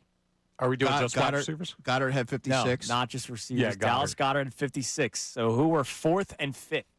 Who was in there? Wow. That's bad. 2021. Yes. And we were in Tampa for that one. Miles Sanders. No, he missed 5 games that year. So he had 26. Okay. Oh, my He God. was 6th on the team. What's the number? 33. Yeah, what's the number? Both of them had 33 receptions. One running back, one wide receiver. I'm trying to Gainwell? Kenneth Gainwell had 33 receptions, as did former first-round pick Jalen Rager. Jalen Rager. Oh, my gosh. Yeah. Jalen Rager. It's incredible See, he caught I the ball didn't get that that many until times. you. The only reason I got it is because you said former first-round pick. Yeah, dude, That's terrible. it's How many- why I wait a am minute, wait a minute. sad that A.J. Brown's Wait a not here minute. anymore. Didn't Rager only have like 400 yards that year? Probably. Didn't he have like he had a terrible number that year? He had that year 299 yards. 299 But he never yards. surpassed 400 But, in his but career. that right there is evidence that Devontae still was able to get his without having a dominant surrounding cast. And that's why. So Yes. I think it's I don't think it's fair to say that he benefited greatly from the presence of A.J. Brown. He's proven there as a rookie that he can produce. Absolutely. All right, what do we have on the Davis Honda text line? You can feel the Davis difference. Check them out in Burlington. What do we got, Connor? Yeah, we have a bunch of people checking in on all of this. The conversation about the rankings, and Bobcat from Kennett Square says the secondary with the safety conversation is only a problem when you have other problems in front of them. We won the Super Bowl with Jalen Mills and Ronald Darby. What have they done outside of getting that ring? If the defensive line is doing work and the linebackers are making tackles, our safeties will be fine. Yeah, I agree, but you can't be like, you can't stink, which I don't think that they will. It's just, is Drew Makuba healthy? Yeah, I don't think in a Vic Fangio defense you have to have all-star caliber safety. No, Epps was fine last They year. need to be fundamentally sound. They Yep. have to be highly intelligent, and they can't be high variance type of players. So you have to be really disciplined. And if you look at the safeties that have had success, Reed Blankenship, Vic Fangio spoke glowingly about Marcus Epps, who checks off all the boxes that I just outlined. And yeah, by the way, the Eagles also have arguably, potentially, the top 3 cornerback tandem in the league. And I'm including Reek Woolen in that, which is why I say potentially. So if you have strength there, all the safeties have to do is be able to play within the system. Absolutely. All right, coming up next. Earlier this week? No, it was last week. Last week, we tried guessing the top 10 most important Eagles. Yes.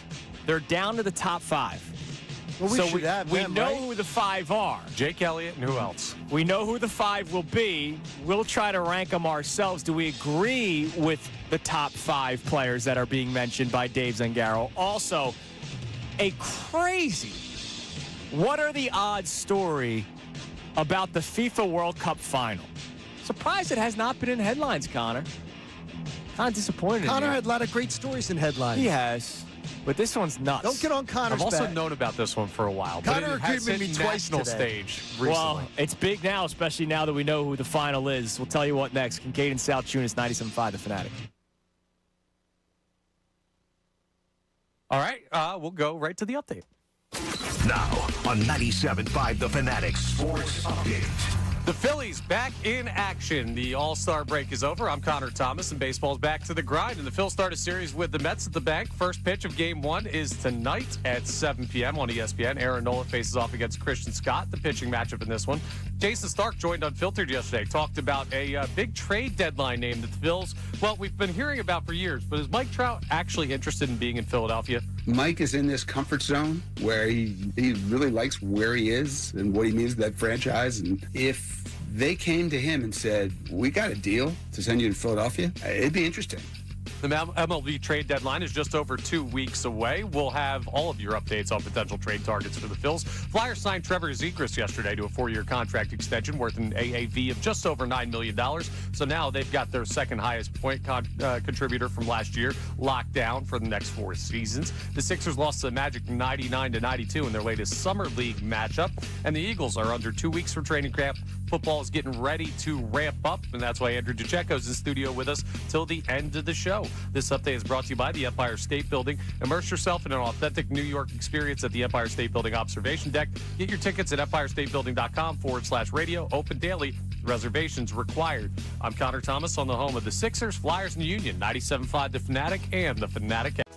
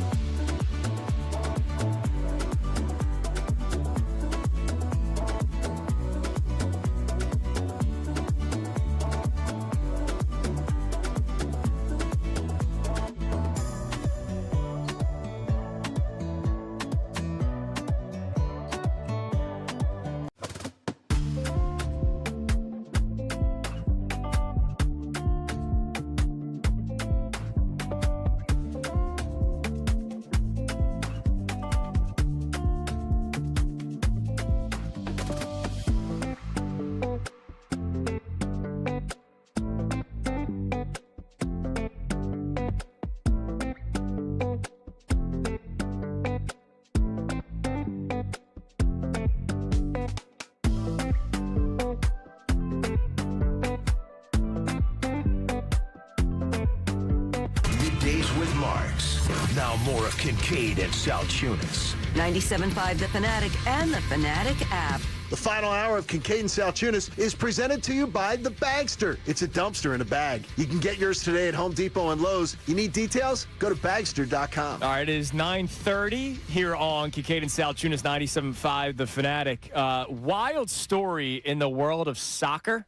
I'm always looking for reasons to be entertained or to be intrigued by the sport of soccer. I don't hide that from you guys ever. I've never faked fandom of things except for my one game fandom of Tottenham, and then I was completely bored and stopped watching. Andrew, have you seen Andrew Tcheco in studio with us for his 2 hours every Thursday? Did you guys see the wild connection between Argentina, who will be playing for the World Cup final, and Spain, who will be playing for the World Cup final? No. A lot of Spanish being spoken? Maybe that could be a factor, but that's not the answer. I did not see it. Messi, 19 years ago. Oh, is this the picture? Yes. Yes. 19 years ago was doing some sort of It's a charity photo shoot. And he took a photo of a little baby boy inside, he was in a bathtub, and Messi was there with soap and bubbles and a duck and all this kind of stuff. That kid now plays for Spain. His name's Lamine Yamal. Oh, yeah. Of course, household name here. Yes. Sure. He doesn't just play for Spain. doesn't He's like play. the next guy. He is the next. Yeah, I mean, you guys can act like you guys know these things. Well, you watch watch the World Cup. Yeah, Yamal, a big fan. Oh, yeah. Tremendous. Huge. He's probably one of the top 6 or 7 most famous soccer When players. Jeremy now. Fowler does a Coaches Scouts executive poll of the World Cup, let me know where Yamal falls. Is he a halfback? Is he a goalie? Is he a defenseman? Is he a winger? Goalie. What position is he on the pitch? On the He's a winger. pitch. He's So a we'll winger. move on. All right, he's a Go on. right winger or a left winger? Right wing. How about that? Yamal. There you So go. how cool is that? That 19 years later, That's amazing. And by the way, it's a tribute to Messi still being the GOAT. He's still so good that 19 years later, he's playing still in the World Cup. I almost croaked yesterday. You're too young Yes. to think of this, and you're almost too young. But to me, when I saw the trade for Lance McCullers go down, Oh, yeah, I saw it. that it's Prince Fielder's son Yeah. got traded yesterday, and I grew up watching Cecil Fielder. Yeah, dude. And I'm Yeah, going, you're wait a old. minute, wait a minute. I'm like, hell no. Because you go, okay, when I see sons of guys that I watched growing up, that's one thing. Right. Now a grandchild of a guy I watched growing up is in the major leagues. That's the first time I've ever seen that. Did you feel that way about Yastrzemski?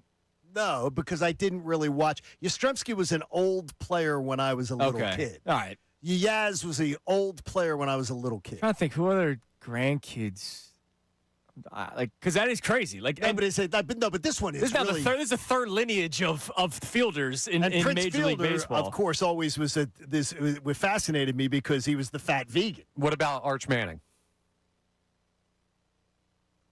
It doesn't really do it for me because I never watched Archie Manning. I didn't see Archie Manning play. I'm too young for that, thank God. Yeah, what are you trying to say about John? Seriously. I don't know. Calling him How would old? I have watched Archie I'll be Manning honest, I play? have no idea when Archie Manning retired. No, Archie So Manning. tell me about Honus Wagner when you got to watch him play. That was a fair question. Don't turn this on me. I will to pay. Archie Manning and I once had such just back and forth in an interview with Buck and him played together in a celebrity golf match. Okay. And so then Buck was at the celebrity golf match and he wanted to have Archie Manning come on the show with me remotely, and Buck had to pay him $10 to do the interview because last time he had gotten into an argument. I would take. And $10. so he took the $10. So there it was. He took it John Kincade got in an argument with someone. with Archie yeah. Manning, the greatest. All right. Dave Zangaro compiling his list of the top 25 most important Eagles. We are now within the top 5. All right. So we guessed last week. Well, we knew who the top 10 would be, except for we somehow missed Jonathan Grenard. Yeah, we missed Grenard. He wouldn't have missed Grenard. No, We he did. wouldn't have. We threw in Jake Elliott because we were like, who's that 10th guy? I guess it's Jake Elliott. So Grenard came in at 10. Bond came in at 9. DeJean came in at 8. Mailata came in at 7. Saquon Barkley was 6th, which I'm surprised by. I'm also not as big of a Jalen Hurts fan as others. I believe that a lot of this offense goes as Saquon goes. I to agree me, with you. Saquon should be like a top 3 level of important players for the Eagles. They have him at 6. I'm surprised by that he's not a top 5 most important Eagle going into this season. Yeah, personally, I think that everything that we're going to see this year is going to revolve around the running game and Saquon's role in that. Yeah. The health of the offensive line, but this is going to be about Saquon. This should be a big year for him. Yeah, I agree. was shocked, though. Yeah, I'm surprised that he's not top 5. Now, one spot out, but I'm still surprised. That's shocking to me because if he wasn't a big part of things, what happens? Like, what happens for this team? You'll see what happened last year, where you become one-dimensional and not good, predictable. Like, that's not good. You become one-dimensional and a pass-happy team. That's not what they're foundationally built to do, and that's not what they really want to do. They want to do things off of the running game. Yeah, absolutely. All right, so Quignon's 5. Devontae is number 4. We don't know the order of 1, 2, 3 yet, but it's both Jalen's, Hurts, and Carter, and Lane Johnson that are going to be those top 3. So I'm going to guess Hurts, Carter, Johnson, like Hurts 1, right? Jalen Carter 2, Lane Johnson 3. I probably would put Lane Johnson 1, but I could understand. I mean, Hurts They're going to go as the starting quarterback. That's pretty important. Yeah. But I with Lane Johnson, the record when he's in and out of the lineup, he's returning from a Liz Frank injury. He seems to be healthy and good spirits. He's just such a dominant player and a Hall of Famer. For me, I mean, you could do 1, 2, but it's J1 and Lane. Yeah, I mean, the way I do it, I don't know how you guys do it, but like the way I look at lists like this, I go, all right, if the guy's not on the field, how bad could it be? If Jalen Hurts is not on the field, with all due respect to the Red Rocket, that's a problem, yes. Yeah. And with all due respect to Tanner McKee, like, you have a major fall off.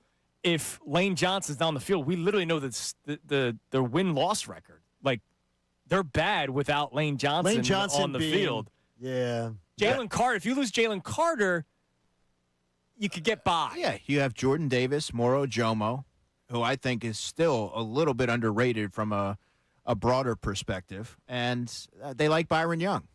Yeah. So you can get by. Maybe I think more about the off the field than the average person who reads this, because I think more about the checks and balances of the team. Like, I would have Lane 2 behind Hurts, and part of that reason is there's no more Jeff Stoutland. We talked about that a week ago, where he's the senior guy in that room with a younger offensive line coach, and that makes him even more important this year than just like what he does on the field. Jalen Carter doesn't really have that because Vic Fangio is still the guy. So I don't know. I don't know how much Dave Zangaro accounts for the off-the-field dynamic with the team in the importance conversation. Okay. I mean, I think it's 1, 2, or 3, right? You know what I mean? Like, It's not like one guy's going to be slighted for being 2 versus being 3. They're all hugely important. Yeah, and I look at this list, I think it's all pretty fair. I was just surprised that Saquon's 6th because I believe they rely on him a lot more than what Dave wrote in this article. He's going to see a ton of volume this year. He will. Yeah, because of the way the offense runs, both Sean Mannion and Eagles, and sometimes the way they need it to run. Correct. Can read between and the maybe lines there. this will be the year where the running backs are incorporated as receivers in the offense. We'll have to wait and see on that. Yeah, and that we won't get that answer until, Right. We're not going to know until you get into the regular season. It's amazing. There's so many. Yesterday, speaking of Dave Zangaro, he put together an article of, it's list season. It was the top 3 biggest concerns going into the season. And number 3 was safety position. Or no, not safety. It was replacing Reed and replacing Nakobe Dean. The other 2 were like, you're not going to get an answer for weeks in the season. It was, is Sean Mannion good at his job? And is the offensive line healthy? Which is kind of a good thing, Like, I'm glad that I'm not going into a season with, like, roster concerns. Like, I feel very good about this roster. We looked at the schedule. We love the schedule. Like, there's a lot of things in July that I'm very confident in. So I guess I'm happy with that, even though I'll probably be holding my breath every game, right? Oh, no. Right? Like, I think we're gonna hold our breath. I think that's gonna be the storyline all season long. We got through another one. Got through another one. With the offensive line, you mean? Yes. Oh, yeah, because it doesn't much matter how well Jalen Hurts takes to the offense or how brilliant Sean Mannion is. If the offensive line is banged up and they're having to field a patchwork unit, I mean, you know what the results are going to be. There's always so much you can do. yeah. Is there anybody depth-wise that they really like on the offense? And I mean, like, really like Drew Kendall. Drew Kendall. They do Okay. like Drew Kendall, and I think he's primed to step into the role previously held by Brett Toth as being the center by trade, but they cross-train him at guard. I think he's going to be that top interior backup. Markel Bell being the third-round pick, clearly they like him. And Fred Johnson gives you competent play at both tackle spots. But outside of that, they have a lot of young linemen who are sort of vying for probably two spots. Yeah. Miles Hinton, Cameron Williams. They have Micah Morris, who they just drafted in the 6th round. Jake Majors is a center, cross-trained at guard a little bit. He was on the practice squad last year. They have Michael Jordan, a veteran guard who they signed. And he gives you sort of some stability there because it's a youthful group there from a depth perspective. All right. Real quick, I feel like I just read a script for an episode of The Wire or The Sopranos. Oh, I love The Wire, as does Andrew DiCecco. I feel bad, really bad. There's a deli in Summerdale, New Jersey. The owner of the store's name is Johnny Gabagool. Okay. Oh, no. Johnny had to close down his shop temporarily because thieves stole $20,000 worth of food. Well, destroyed $20,000 worth of food for stealing the copper wires and pipes that supply the cold air for the walk-in refrigerator. That's freaking terrible. That's horrible. Oh, but that's that's the copper wires and all that kind of stuff. That's an episode of The Wire. It's Bubbles. Bubbles is walking in. He walked into the cold cuts in Summerdale. I'm like legitimately upset about that. Yeah, he's a guy that's working his ass off. Yeah, he's working his ass off. It's a small business, local business, local place, and now there's so much uncertainty there. Come on, That's man. why we need Omars. That's why we need some Omars to sort of police these communities. One of the best characters in the history of television, I man. think he's on my top 5. Yeah, that's fair. Top 5 characters of all time. That's horrible, man. Yeah. People need to be better. Johnny Gabagool's got to get his get back, too. Come on now. Protect your stuff. What? It's just, I'm going to guess his last name is not actually Gabagool. That's what you said his name was. I think this is just a guess. I don't want to offend anyone. It's just a guess. Is that what's listed in the story or not? It's what's listed in the story. We go by that. I don't know. All right, coming up next. Phil's back in action tonight. We preview tonight's game, and we talk about the bigness of it because, John, you're upset with the plan with the rotation. Yeah, well, I'm a little John's less upset. I'm a little less upset after hearing an explanation. Yeah. It's a little better explanation. This is another I listened to somebody, but not the guy I do the show with. No, the guy who actually knows something. Yes. Who reiterated what I said. No, you didn't know anything of this till I said it to you. Wait a minute. You're now making something up. You did not know this until I told you. I said it was a plan that they've had the last 3 years. Tell me what the plan was. You told me trust the Phillies is what you said. I said they're working out ways to get him extra rest. You said trust they have a plan. I don't trust that they have a plan. You said trust the Phillies have a plan. I don't trust the Phillies. We'll talk about it coming up. Well, how big is it? How big is a fast start? Considering the rotation we got. It's Kincade Salciunas 97.5, the Fanatic. Hey, don't ask any questions about this. Benari Jewelers exited in Newtown Square. You don't have to ask questions because when you're going to pop the question, Benari Jewelers is the answer. There's no pressure there. There's no pretense there. Benari Jewelers is awesome. With diamonds, you're never going to have all the answers when you walk in, but they're going to make sure that you're comfortable with your buying decision. Their 110% diamond upgrade guarantee makes you comfortable because you know your diamond is never going to lose value. So when you're ready to upgrade, your diamond is always going to be making you money. Benari's a direct diamond importer, too. You can get an incredible ring without blowing your budget. So if this is the summer you decide you're finally going to pop the question, let the folks at Benari Jewelers help you out in Exton and Newtown Square. They listen to you, they work with your budget, and they make sure you walk away with the best ring possible, even if you're going to custom design something for yourself. Check them out online at BenariJewelers.com, then visit them in Exton and Newtown Square.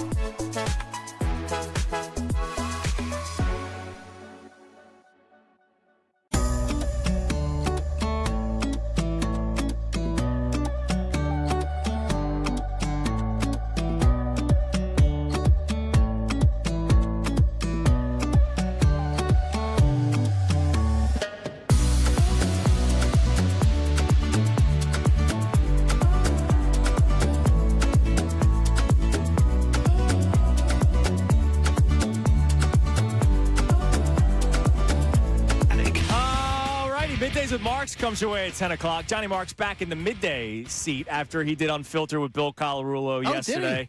Yes, Nice. he did. But it's John Middays Marks, without Sean Marks Brace, yesterday and it Ray was. Dunn today. By the way, Sean and I talking during the commercial break after I wiped the floor with his bald head during this debate. You were really like, why did he say that? Because that's not like, he's such a lovable person. So, Sean, did you hear the Sandlot thing, Mr. DeCecco? Nah, help me out here. So Sean Brace did not like the Sandlot tribute during the All-Star game. Oh. He was the one person on this planet, not in Philadelphia, but on planet Earth. And quite frankly, because I think when there are aliens out there, we might be a little bit behind. There might be aliens streaming the Earth MLB All-Star game for all I know. There might be a whole other solar system that did not agree with Sean Brace's take. I think he was the only one. He's not a big fan of the Sandlot, and he did not like the kids riding the bikes on the field and blah, Wait blah, a minute. blah. And then the best thing was, I forget who was yelling. Was yelling? I'm going, the Fanatic rides around on the four-wheeler all the time. I called in. I was like, dude, you have a problem with the bikes? Well, I loved it. Not on the dirt though. But the bikes didn't go on the dirt either. Yes, they did. No, Sean went back and watched. They didn't on the dirt. No.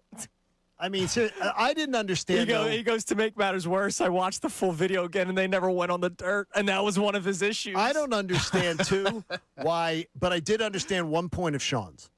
There was only one point that I think he scored even a jab on the scorecard.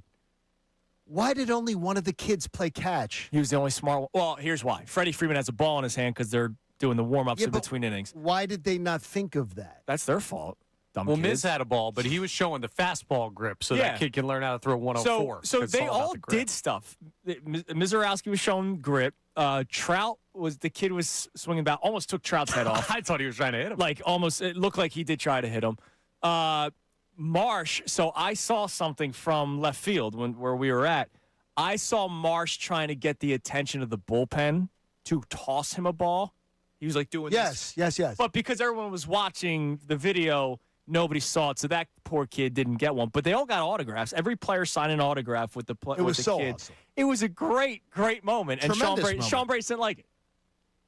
I mean, I'm not going to sit here and profess that the Sandlot's my favorite. It's not. Well, sports first movie, off, but it's not. it's not about that. It's about the moment, the Ray Yeah. Charles, the fireworks, the kids getting that experience out there, meeting their heroes. So I think that's what it's all about, and it's something that they'll always remember. And that was probably, if we're being honest, that was probably the best moment of that snooze fest of a game. It was one of the best moments. The introductions were great. The way the Phillies fans reacted, and Patty. The Queen of Soul, she was fantastic. Patty LaBelle. Yeah. She was Oh, my fantastic gosh. with the national anthem and all that Just kind of unbelievable. stuff. All right, real quick movie question before we talk about tonight's Oh yeah, Phillies game. let's do it. We talked about this yesterday. I didn't even know none of us knew this existed until we saw the trailer yesterday. Oh, I think I know what you're going to say. The Rocky movie. Yeah. I Play Rocky. Is that you're a big movie guy. Is that a theater movie, or are you waiting till that comes out? I mean, that's a direct to Netflix type of movie for me. I direct to Netflix. See, I'll tell you this. I'm more excited. I'm very much excited about the book that Mike Sealski has coming out in November. I can't wait to read that. It's about Rocky. It's well researched. It's going to be great. But the movie, yeah, I mean, I don't know if that's something that we need. It'll be How informative. many times I have they guess. gone to the well of Rocky? I mean, seriously. It's like, forever. can we just, and by the way, where I watched it after Andrew promoted it, and I watched it yesterday, the trailer. I don't see him as a young Stallone. I think he looks just like him. Man. I think haven't he even looks- watched the I think trailer, he looks but- like a baby-faced sort of like, I don't know. He doesn't look tough to me. But Andrew, you're Like, actually he doesn't the look second, tough You're to the me. second person who's brought this up to me. So there is some interest about it. And, Yeah, and so it you're is something intrigued. that it seems like people are bookmarking for November. It's November, right? November 20th. I'll be honest, when I saw the trailer in full, because I reacted to it like it popped up on the timeline as we were coming out of break. I was like, oh, let's talk about this. When I watched the trailer, I was a little bit more intrigued because there was more detail in it and, everything that led up to it. And I didn't realize he broke his hand during the filming. And if he missed one day, I don't know. A lot of this might be dramatized because it's Hollywood. But it seems pretty good. I just don't know if that's I'm going to call a babysitter and go see it. I No. might wait for that one to pop out online. I think Rocky, to your point, John, has sort of jumped the Oh my shark. gosh! Once- Like, how many times? If we're looking at Stallone movies, I'm taking Cobra over Rocky Love 5 Cobra, any day. man. I love Yeah. Cobra is awesome over Rocky No, 5. they do with Over the late Top. great Tommy Morrison. The making of Over the Top type of thing. Yeah, over the They top. could do that with Mikey from General Hospital, the little boy. they could do that. They could figure that out. Love it. All right, Phil's in action tonight. Aaron Nola on the mound. How important is it for the Phillies to come out the gate fast with Aaron Nola and Ron Hell pitching Game 3? How important is it to come out of the gate fast? 2 games back of the Atlanta Braves. The bats need to come out fast. They need to start hitting. Yeah. Today. Sure. I'm not even saying like I need these pitchers to. I know what I got in Nola and Ron Hell. I know what Luzardo's got Game 2. I know what I got. The bats better come to life. Absolutely. Immediately. Like no more peeing. Yeah, they go won't out there do and that freaking hit. in a single game the rest of the way. Dude, no, come out the gate fast. All right, they didn't have to travel. The All-Star game was here. The guys were here. They got their love. They got their affection and appreciation. Come out the gates hitting. Do they usually come out of the gates fast out of the All-Star break? I don't know. I don't they? care. I feel like they haven't the past couple of years. It shouldn't really matter. It's time to start hitting and being more consistent. Yes, because they haven't been at all. All right, that'll do it. Middays of March comes your way next. Don't forget, we're on La Watch Day. Could LeBron James make his announcement today? His announcement. It's not even breaking news from Shams. It's LeBron James makes the call. We will be paying attention. Middays with Marks will talk about it. Unfiltered will talk about it. And hopefully we have something to talk about tomorrow morning. Everybody have a great rest of your day. And we'll be back at it tomorrow here on The Fanatic. But let me tell you one more time about that FanDuel Sportsbook app. We got a couple more games in the World Cup going on. FanDuel, in partnership with Valley Forge, is changing the game on the world's biggest stage. In the sport of soccer, if you do an anytime goal scorer bet and they get subbed out, well, your bet's over. Well, not with FanDuel Super Sub during this World Cup extravaganza. If your player is subbed out, your bet stays in. That means your bet is in it until the final whistle. So just check out FanDuel.com/local. That's FanDuel.com/local to get started now. Let there be goals this summer on FanDuel. You got to be 21 plus, present in Pennsylvania. Gambling problem, call 1-800-GAMBLER.